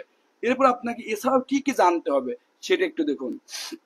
যে অগ্নিবীণা কাব্য গ্রন্থের, যেটা বললাম যে তার প্রথম কাব্যগ্রন্থ অগ্নিবীণা, সেই অগ্নিবীণা কাব্যগ্রন্থের প্রথম কবিতা প্রলয় উল্লাস এবং দ্বিতীয় কবিতা বিদ্রোহী। মানে এটা কিন্তু পরীক্ষাতে আসছে যে ও আচ্ছা, এই প্রলয় উল্লাস কবিতা হচ্ছে এই যে, এটা আপনারা সকলে জানেন, তোরা সব জয়ধ্বনি কর, ওই নতুনের কেতো নড়ে, কালবৈশাখী ঝড়, তোরা সব জয়ধ্বনি কর। এই যে তোরা সব জয়ধ্বনি কর, এটাই কিন্তু এই প্রলয় উল্লাস কবিতা। বাট আমরা কবিতাটা জানি, কিন্তু এটা তো প্রলয় উল্লাস কবিতা, এটা আমরা জানি না। তাহলে এই প্রলয় উল্লাস যেটা, তোরা সব জয়ধ্বনি কর, এটি কিন্তু এই অগ্নিবীণা কাব্যগ্রন্থের প্রথম কবিতা। এবং দ্বিতীয় কবিতা হচ্ছে বিদ্রোহী। এই বিদ্রোহী কবিতা আসলে মানুষকে ইন্সপায়ার করেছে। আমার মনে হয় পৃথিবীতে কোনো শব্দ বাকি রাখিনি মানুষকে ইন্সপায়ার করতে, যত শব্দ ব্যবহার করা যায় কাজী নজরুল ইসলাম এই 10 পেজ ব্যাপী পুরো কবিতাতে কিন্তু তিনি আলোচনা করেছেন। তিনি কিন্তু আলোচনা করেছেন এবং শেষের দিকে কিন্তু তিনি খুব ভালো কথা বলেছেন। যে লাস্টের লাইনটা যদি বলেন, একদম শেষ লাইনটা, হ্যাঁ, যে আমি চির বিদ্রোহী বীর, বিশ্ব ছাড়িয়ে উঠিয়াছি একা চির উন্নত মমশির। অর্থাৎ নজরুল কিন্তু বলেছে, আমি মানুষকে ভিক্ষা করে বাঁচতে আসিনি, আমি চির বিদ্রোহী বীর, এই সারা বিশ্ব সব বাধা বিপত্তি অতিক্রম করে উঠিয়াছি একা চির উন্নত মমশির। আমার মাথা কারো কাছে ছোট হবে না, আমি যা করি না কেন ভিক্ষা করে খাবো, কিন্তু তথাপি কারো কাছে মাথা নত করব না। ক্লিয়ার? ফলে এই প্রত্যেকটা লাইন আমার খুবই ভালো লাগে। যে আমি উল্কা, আমি ঘূর্ণি, আমি পথ সম্মুখে যাহা পাই চাই চরিনি, আমি নিত্য পাগলের ছন্দ, আমি আপনার তালে নিচে যাই, আমি মুক্ত জীবনানন্দ, আমি হাম্বির, আমি ছায়ানট, আমি চলো চঞ্চল পথে যেতে যেতে থমকে চমকে পথে ফিন দেয়া যায় তিনদোলা, আমি চপল চপলা হিন্দোলা, আমি তাই করি ভাই মন চাহিয়া যা, করি শত্রুর সাথে গলি করে মিত্রর সাথে পাঞ্জা। মানে এই যে দারুণ লাইন, আপনারা পড়বেন যখনই একটু ক্লান্ত হয়ে যাবেন, তখনই এই বিদ্রোহী কবিতা আবৃত্তি করবেন, ভালো লাগবে। তো যাক, নজরুল নিয়ে এরপরে যে ব্যাপার, তৃতীয় কবিতা রক্তাম্ব ধারিণী মাছ, যেটা আমরা অলরেডি বলেছি, সেটি কিন্তু অলরেডি কি হয়ে গেছে, সেটি কিন্তু নিষিদ্ধ হয়েছিল এই কবিতাটা। এরপরে দেখেন এই গ্রন্থটির মনে করেন বতে বিদ্রোহী আছে, বতে বিপ্লবী, বতে বারীন্দ্র কুমার ঘোষকে উৎসর্গ করেন। অর্থাৎ এই অগ্নিবীণা কাব্যটি বিপ্লবী বারীন্দ্র কুমার ঘোষকে তিনি কিন্তু উৎসর্গ করেন। এবং এই যে তোরা সব জয়ধ্বনি কর, প্রলয় উল্লাস, যেটা বলেছিলাম। এরপর পরীক্ষাতে অনেকবার এসেছে যে দারিদ্র কবিতাটি তার যে সিন্ধু হিন্দোল কাব্যগ্রন্থের অন্তর্গত। দারিদ্র মানে হে দারিদ্র, তুমি মোরে কি করেছে দিয়াছো সম্মান, মানে আমাকে দিয়াছো খ্রিস্টের সম্মান, সরি, হে দারিদ্র তুমি মোরে করেছো মহান, আমাকে দানিয়াছো খ্রিস্টের সম্মান। দারিদ্র কবিতা তাহলে কোন কাব্যগ্রন্থ? সিন্ধু হিন্দোল কাব্যগ্রন্থ। এরপর দেখুন আমার কৈফিয়ত, এই কবিতাটা এসেছে সর্বহারা কাব্যের কবিতা। বিদ্রোহী, এটা খুবই গুরুত্বপূর্ণ, এটা 1922 সালের 6 জানুয়ারি বতে বিদ্রোহী, বতে বিজলি পত্রিকায় প্রকাশিত। বিদ্রোহী সবই কিন্তু ব দিয়ে, বিদ্রোহী, বিজলি, বিপ্লবী, বারীন্দ্র। ক্লিয়ার? এবং রবিহারা, এই রবিহারা মানে যখন রবীন্দ্রনাথ ঠাকুর মারা যায়, তখন কিন্তু তিনি রবিহারা, রবিহারা এই কবিতাটা লেখেন। আজকে একটা কথা একটু ক্লিয়ার করতে চাই। অনেকে মনে করে রবীন্দ্রনাথ ভারতের, না। রবীন্দ্রনাথ বাংলাদেশের, না। রবীন্দ্রনাথ পাকিস্তানের, না।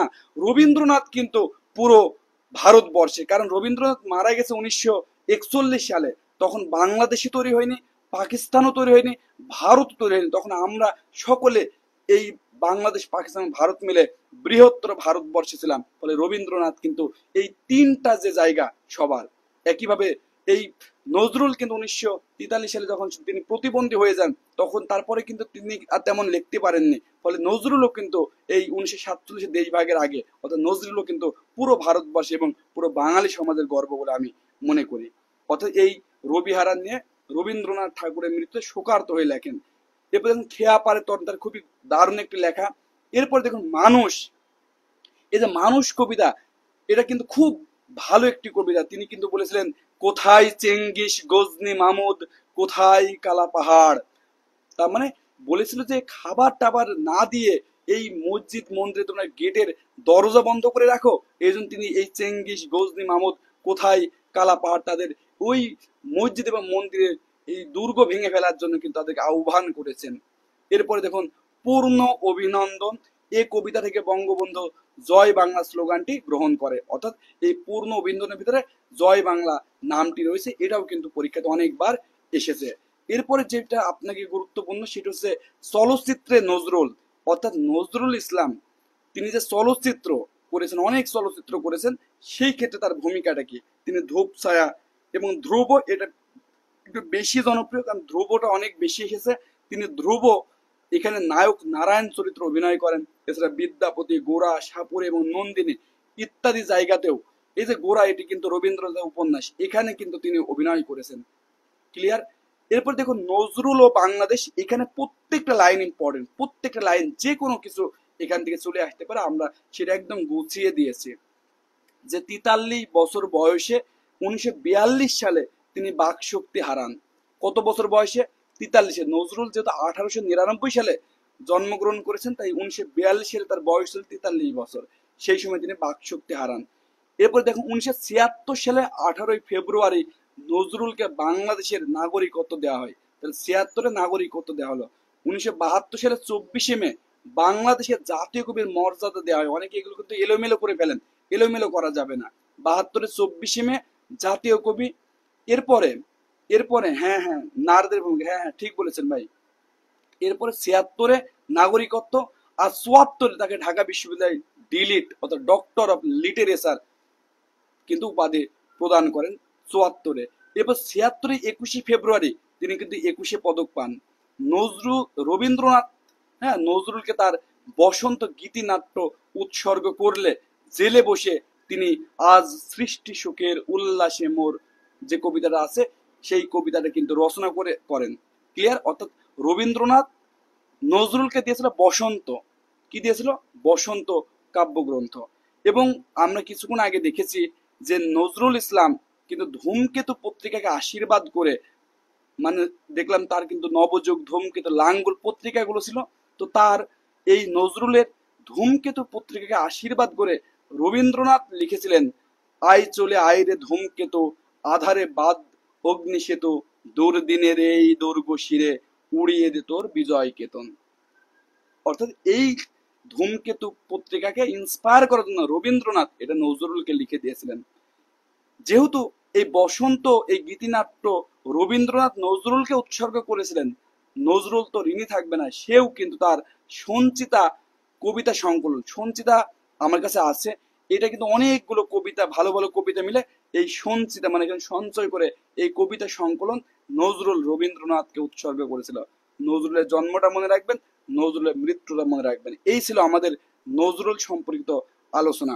প্রিয় ভাই এবং বোনেরা, শুধু নজরুলের এই নোটটি যদি আপনারা পড়েন তাহলে কিন্তু আপনারা সব ক্লিয়ার হয়ে যাবেন। অর্থাৎ এখানে কিন্তু আমরা সব এই নোটটি আমরা আপনাদের দিয়ে দেব, সমস্যা নেই। ক্লিয়ার। তাহলে যদি এই নোটটি আপনারা পড়েন মোটামুটি ক্লিয়ার হয়ে যাবেন।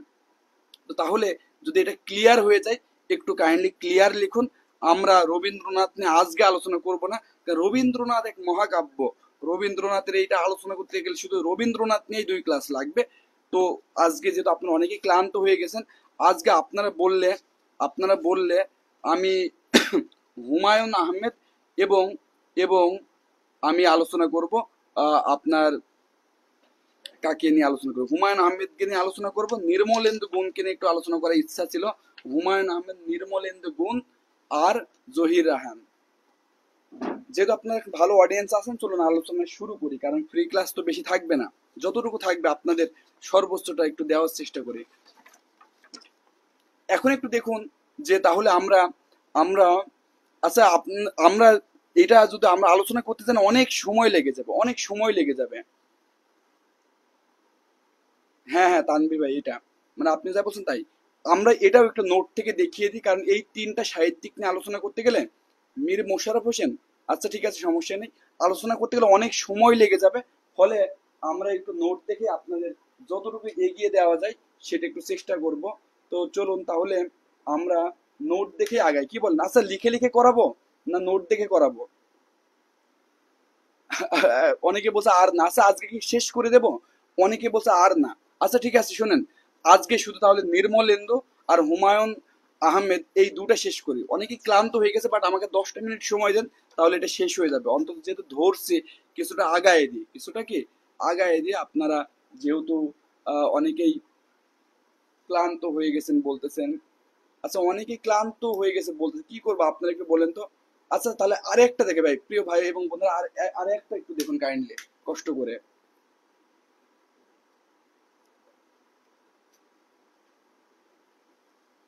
আচ্ছা নোট দেখে আজকে আর দু একটা দেখাই, আরে একটা দেখে প্লিজ, আর 10টা মিনিট সময় দেন। এটা এটা দেখে আমরা দুইটা সাহিত্যিক অন্তত শেষ করি। আর দুইটা জাস্ট আমাদের এখানে 10 মিনিট সময় লাগবে, 10 মিনিট, হ্যাঁ 10 মিনিট সময় দিলেই কিন্তু হয়ে যাবে। সেটা একটু দেখুন যে নির্মলেন্দু গুণ, নির্মলেন্দু গুণ, নির্মলেন্দু গুণকে কিন্তু বাংলাদেশের কবিদের কবি বলা হয়। কি বলা হয় বলুন? অর্থাৎ যত কবি আছে সেই কবিদের আবার কবি, মানে অনেক কবি নির্মলেন্দু গুণের কবিতা ফলো করতে বলে তাকে বাংলাদেশের কবিদের কবি বলা হয়। নির্মলেন্দু গুণের ডাক নাম রতন, 10 মিনিট লাগবে। নির্মলেন্দু গুণের ডাক নাম রতন, এবং তার প্রথম কবিতা নতুন কান্ডারি। তার প্রথম কবিতার নাম কি? নতুন কান্ডারি। এটা মনে রাখবেন। নির্মলেন্দু গুণের প্রথম কবিতার নাম কি বলুন? নতুন কান্ডারি। দেখুন তার অনেকগুলো কাব্যগ্রন্থ রয়েছে, প্রায় 26টার কাছাকাছি কাব্যগ্রন্থ রয়েছে, 26টার কাছাকাছি কাব্যগ্রন্থ রয়েছে।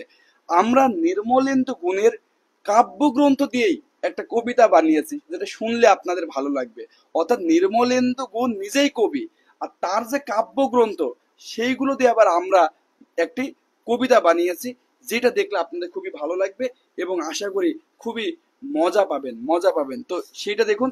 চলুন আমরা নির্মলেন্দু গুণ নিয়ে এখনই আলোচনা করবো। আর 5টি মিনিট সময় দিলে, যেহেতু এখানে লেখা আছে, আর 5টি মিনিট সময় দিলে কিন্তু আমরা নির্মলেন্দু গুণ নিয়ে কিন্তু আলোচনা শেষ করে ফেলতে পারবো, নির্মলেন্দু গুণ নিয়ে আলোচনা শেষ করে ফেলতে পারবো। তো চলুন শুরু করি। দেখুন নির্মলেন্দু গুণের ক্ষেত্রে মনে রাখবেন চিঠি, এটা একটা কি? চিঠি। দেখুন আমরা বলতেছি আপনার একটা প্রেমিকা, তার নাম কুসুম।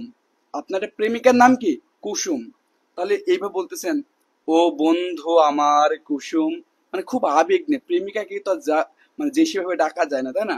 এবার বলতে, ও বন্ধু আমার কুসুম, তোমাকেই খুঁজে ফিরি অনন্ত বরফ বিথিতে।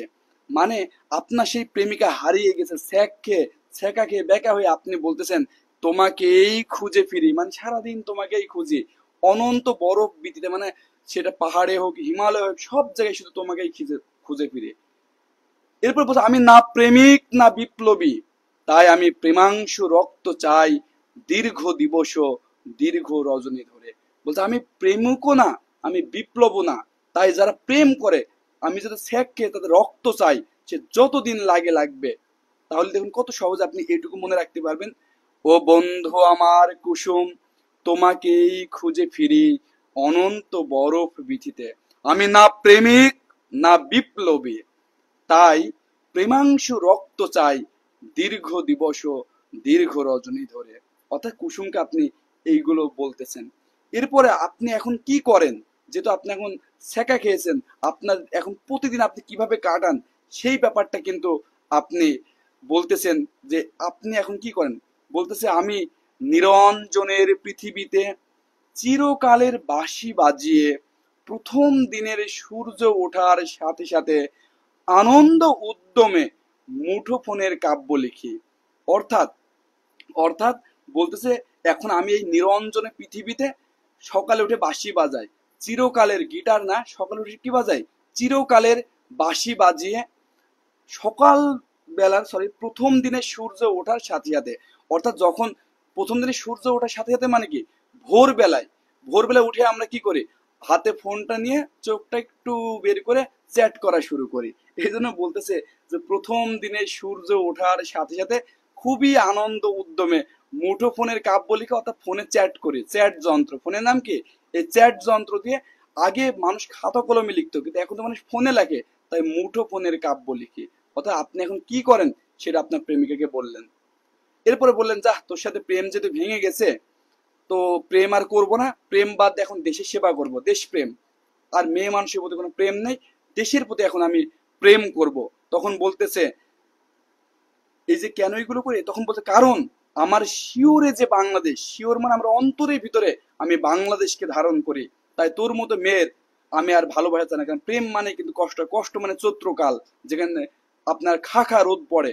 তাই বলতেছি আমার শিওরে যে বাংলাদেশ, আমি আর চৈত্রের ভালোবাসা চাই না, আমি এখন চাই বাংলার মাটি বাংলার জল, তার আগে চাই সমাজতন্ত্র। অর্থাৎ বললেন তোমাকে ভুলে গেছি, এখন আমি দেশে প্রেম করব, দেশের সেবা করব, কারণ আমার হৃদয়ে আমি ধারণ করি বাংলাদেশকে। তাই তোমার মতো এরকম চৈত্র মাসের যে একটা কষ্টকর প্রেম, সেই ভালোবাসা আমি আর চাই না। তাই বলছে আমি আর চৈত্রের ভালোবাসা চাই না, আমি এখন তাহলে কি চাই, আমি এখন চাই বাংলার মাটি বাংলার জল, আর তার আগে চাই সমাজতন্ত্র। কারণ এই গণতন্ত্র ভালো লাগতেছে না, সমাজতন্ত্র। এরপরে বলতেছে যে কেন তুমি আমাকে এভাবে ভুলে যাবা, আমি তো অনেক কষ্ট পাবো। তখন বলতেছে আর কত নিশি কাব্য লিখবো অচলা পদাবলী ধরে, মানে তোমাকে নিয়ে আমি তো অনেক নিশি কাব্য, মানে রাতে রাতে অনেক কাব্য লিখেছি, সেসব কাব্য কোনো কাজে লাগেনি, যেহেতু প্রেমে ব্রেকআপ হয়ে গেছে। অর্থাৎ সেইগুলো ছিল অচল পদাবলী, ওই কাব্যের কবিতাগুলো ছিল অচল, আর কবিতাকে বলে পদাবলী। এই জন্য বলতে আর কত নিশি কাব্য লিখবো অচল পদাবলী ধরে, বরং এখন লিখতে চাই চাষা ভূষার কাব্য। যেহেতু আমি এখন দেশপ্রেমিক, তাহলে চাষি, গ্রামের মানুষ, প্রকৃতি, তাদের নিয়ে তো লিখবো, তোমাকে নিয়ে ওইসব অচল কাব্য আর লিখবো না রাতে রাতে জেগে থেকে। তাই বলছি এখন লিখতে চাই চাষা ভূষার কাব্য, কারণ তুমি অমীমাংসিত রমণী, তোমাকে দিয়ে কোনো কাম কানুন হবে না। যেহেতু তুমি ব্রেকআপ হয়ে গেছে, তোমাদেরকে আমার সাথে বিয়ে হবে না অন্য কারোর সাথে বিয়ে হবে, তুমি তো অমীমাংসিত জিনিস। আর যারা অমীমাংসিত তাদের দিকে কোনো কাম হবে, তাদের কোনো কাম হবে না। তাই বলতেছে তোমাকে এখন বাদ, ওই নিশিকাব্য বাদ, ওই অচল পদাবলী লেখা বাদ, এখন আমি চাষা ভূষার কাব্য লিখবো, কারণ তুমি আছে অমীমাংসিত রমণী, তোমার ঠিকই নেই তোমার কার সাথে বিয়ে হবে, তোমাকে দিয়ে কোনো কাম হবে না। এরপরে যেহেতু দেশে সেবা আসবে, এই দেশে কিন্তু এখন প্রচুর দুঃশাসন ছিল, এই জন্য মাঝখান থেকে এখন এই প্রেম বাদ দিয়ে বক্তব্য দিছে দূর হ দুঃশাসন, অর্থাৎ এই দেশ থেকে দূর হয়ে যা। কি দিয়ে যাবে, শান্তির ডিগ্রি, আমাদের শান্তি দিয়ে দুঃশাসন যারা ছিল তারা এখান থেকে দূর হওয়া। ধাবমান হরিণের দুতিতে, হরিণ যেমন লাফিয়ে লাফিয়ে খুব দ্রুত চলে যায়, দুঃশাসন তেমন ধামকি দিচ্ছি দূর হ দুঃশাসন, শান্তির ডিগ্রি দিয়ে ধাবমান হরিণের দুতিতে।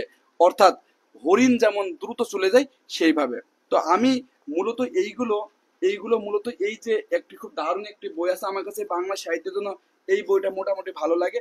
সেটি এই যে শিকড় মহসিন নাজিলা, আমি এইখান থেকে কিন্তু এই কাব্যগ্রন্থগুলো আমি নিজের মতো নোট করেছিলাম। এটা শুধুমাত্র আমার নিজের জন্য, দেখুন আমি কিভাবে পড়তাম। আমি যখন এই বিসিএস, আমি তো 5টা প্রিলি পরীক্ষায় টিকেছি, আমি কিন্তু এই জিনিসগুলোই এইভাবে প্রথমে বানিয়েছি, বানানোর পরে আমি কিন্তু মনে করেন যে এইগুলো এখানেই লিখে রাখতাম, ছোট ছোট করে লিখে রাখতাম। তারপরে নীলিমা ইব্রাহিমের প্রবন্ধ গ্রন্থগুলো ছোট ছোট করে লিখে রাখতাম। আমি যে পেজে উল্টাবো না কেন, আমাদের এই যে বই, এখানে আমি প্রত্যেকটা ব্যাপারকে আমি নিজের মতো মনে করেন কাস্টমাইজ করে নিচ্ছি। এই যে দেখুন, আমি যেগুলো কবিতা সাহিত্যিক যেগুলো গুরুত্বপূর্ণ, সেগুলো কিন্তু আমরা এই যে দেখুন নিজের মতো করে কাস্টমাইজ করে নিয়েছি, যেন যেন আমি এইগুলো খুব সহজেই মনে রাখতে পারি। দেখুন এখানে কতগুলো আমি কিন্তু সব নিজের মতো করে এইভাবে কাস্টমাইজ করে নিয়েছি, কোনটা আমি কিভাবে মনে রাখবো, কোনটা কিভাবে পড়বো, এবং প্রত্যেকটা পেজই কিন্তু আমরা চেষ্টা করেছি যে পড়া এবং কিভাবে এই সব জিনিসগুলো খুব সহজে মনে রাখা যায়, সেটা নিয়ে কিন্তু আমরা এইখানে দিয়েছি। এখন আমি যেহেতু অনেকগুলো আগিয়ে গেছে, আমি চেষ্টা করব যে আপনাদেরকে একটু আগিয়ে দেওয়া। তো এই ক্ষেত্রে আমি একটু জাস্ট মিলাই দিচ্ছি যে এই কাব্যগ্রন্থগুলোর নাম কি কি। তাহলে দেখুন এই যে মনে আছে, আমি কিন্তু বলেছিলাম যে আমি না প্রেমিক না বিপ্লবী, তাই আমি প্রেমাংশু রক্ত চাই। এই দেখুন, না প্রেমিক না বিপ্লবী। এই যে বলেছিলাম না যে তুমি তুমি এই যে বলছিলাম কারণ তুমি অমীমাংসিত রমণী, তোমাকে দিয়ে কাম কারণ হবে না। এই যে কিন্তু বলেছিলাম যে তোমাকে এই খুঁজে ফিরে অনন্ত বরফ বিধিতে। এরপরে কিন্তু আমরা এই যে দীর্ঘ দিবস দীর্ঘ রজনী ধরে, এটা কিন্তু বলেছিলাম তাই আমি প্রেমাংশু রক্ত চাই দীর্ঘ দিবস দীর্ঘ রজনী ধরে। এই যে বলেছিলাম দেখুন, আর আমি চৈত্রের ভালোবাসা চাই না। তারপর শুরুতেই কিন্তু বলেছিলাম ও বন্ধু আমার কুসুম। এই আমার কুসুম মানে আনন্দ কুসুম। এই যে বলেছিলাম যে আমি কিন্তু বলেছিলাম যে আমি আর চৈত্রের ভালোবাসা চাই না, আমি এখন চাই বাংলার মাটি বাংলার জল, তার আগে চাই সমাজতন্ত্র। দেখুন প্রত্যেক লাইন কিন্তু আছে।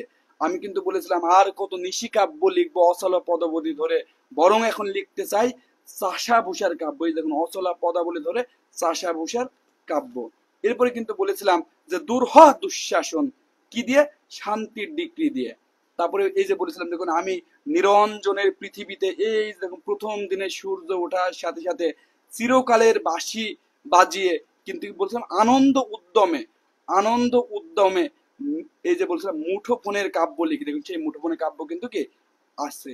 এই যে বলছিলাম দেখুন দূর হওয়া দুঃশাসন শান্তির ডিগ্রি দিয়ে ধাবমান হরিণের দুতিতে। এই যে বলছিলাম কারণ আমার শিওরে যে বাংলাদেশ, তাই আমি আর কি চাই না। এই যে সব কিন্তু বলেছিলাম চৈত্রের ভালোবাসা চায় না। এই যে বলছিলাম তুমি যে অমীমাংসিত রমণী, অমীমাংসিত যেহেতু তোমাকে দিয়ে কোনো কাম কানন হবে না, তোমাদের কোনো কামেরই না। তাহলে দেখুন এই প্রত্যেকটি ব্যাপার কিন্তু আমরা এখানে এনেছি। এবং সবথেকে মজার ব্যাপার এইটুকুর ভিতরে আমরা 26টি কাব্যগ্রন্থ লিখেছি এবং কোনো এক্সট্রা শব্দ লিখিনি। প্রত্যেকটি শব্দ দ্বারাই কিন্তু এক একটি কাব্যগ্রন্থ। আমরা এইগুলোকে নিয়েই অ্যানালাইসিস করে করে করে করে কোনটা দিলে একটা গল্প তৈরি হবে, একটা ছন্দ তৈরি হবে, এইটুকুকে কিন্তু আমরা অর্গানাইজ করে সাজিয়েছি। ফলে এই প্রত্যেকটা জিনিস দিয়েই কিন্তু আপনার এক একটি কাব্যগ্রন্থ নাম আপনারা খুঁজে পাবেন। ক্লিয়ার? আমি চেষ্টা করবো আপনাদের সাহিত্য ক্লাসগুলো অত্যন্ত মজাদার করার। বইটির নাম হচ্ছে শিকড় মহসিন নাজিলার বই। বইটা সাজানোটা ভালো, বাট বাকিটা এই লেখাটা আমি নিজের মতো সাজিয়ে নিয়েছি। আচ্ছা, যেটা বলতেছিলাম লাস্ট যেটা বলতেছিলাম সেটি হচ্ছে আগামীকাল কিন্তু প্রকৃতি এবং প্রত্যয়ের, প্রকৃতি এবং প্রত্যয়ের আগামীকাল প্রকৃতি এবং প্রত্যয়ের পার্ট 2 আছে। আপনারা প্রথম ক্লাসে কিন্তু আমরা সংস্কৃত তদ্ধিত প্রত্যয় নিয়ে আলোচনা করেছি। আগামীকাল পার্ট 2-তে আমরা কিন্তু আলোচনা করব সংস্কৃত কৃত প্রত্যয়। এই যে বস প্লাস কয়তয় কিভাবে উক্তি হয়, এইবার গম প্লাস কয়তয় কিভাবে হত হয়, এই টাইপের খুবই লজিক্যাল এবং খুবই দুর্বোধ্য ব্যাপারটাকে কিভাবে একদম পুরোপুরি সুবোধ্য করা যায় সেটা নিয়ে কিন্তু আলোচনা করব। তার আগে অবশ্যই আপনারা পর্ব 1-এ যারা ক্লাসটি করেননি অবশ্যই করে নেবেন, কারণ পর্ব 1-এ কিছু সূত্র শেখানো হয়েছে, সেটা না শিখলে আপনি পর্ব 2-তে মজা পাবেন না। তাহলে পর্ব 1 করে নেবেন। আগামীকাল খুব দারুণ ক্লাস হবে ইনশাআল্লাহ। সেটা হচ্ছে কি দিয়ে বলুন? সেটি কিন্তু এই প্রকৃতি এবং প্রত্যয়ের পার্ট 2 দিয়ে। অনেকে বইটি চেয়েছেন, অবশ্যই এই বই তো আপনাদের পড়াবো বলেই তো আমরা এগুলো আলোচনা করছি। এইখানে সবই আমাদের লেখা রয়েছে, আমরা আপনাদের সবই পড়াবো, কোনো সমস্যা নেই। এবং প্রত্যেকটি কবি সাহিত্যিক কিন্তু আমাদের কাছে গোছানো আছে, আপনাদের কোনো সমস্যা হবে না। এইভাবে সব মনে করেন আপনার কবি সাহিত্যিক সব কিন্তু আমাদের কাছে গোছানো আছে, কোনো সমস্যা হবে না। এবং আমরা চেষ্টা করছি আন্ডারলাইন হাইলাইট করে দেওয়া, কোনো সমস্যা নেই আপনাদের, ইনশাআল্লাহ সেগুলো আমরা সামনেতে দেখাবো। তো তাহলে প্রিয় ভাই এবং বোনেরা, আপনারা অনেক কষ্ট করেছেন, যারা শেষ পর্যন্ত সাথে থেকে আমাকে ইন্সপায়ার করেছেন এবং এই ক্লাসটিকে একটি আমাকে সঙ্গ দিয়েছেন, তাদের সকলের উন্নত সমৃদ্ধ জীবন কামনা করি, চাকুরি জীবনে সফলতা কামনা করি, করে আপনাদের সুস্বাস্থ্য এবং দীর্ঘায়ু কামনা করে আজকের ক্লাসটি আমরা এখানেই শেষ করছি। পর্বে 1-এর ক্লাস আপনার হোয়াটসঅ্যাপ গ্রুপে অথবা পেজের ভিডিও সেকশনে 2 দিন আগে গেলে আপনারা পাবেন, যে দেখবেন যে প্রকৃতি এবং প্রত্যয় আমার বোর্ডে নিয়েছিলাম, আমার চেহারা দেখলে বুঝে ফেলবেন। ভিডিও সেকশনে গেলে সেখানে কিন্তু আপনারা পাবেন। তো যাই হোক, সকলের সুস্বাস্থ্য এবং দীর্ঘায়ু কামনা করে আজকের ক্লাসটি এখানেই শেষ করছি। গুড নাইট, আল্লাহ হাফিজ।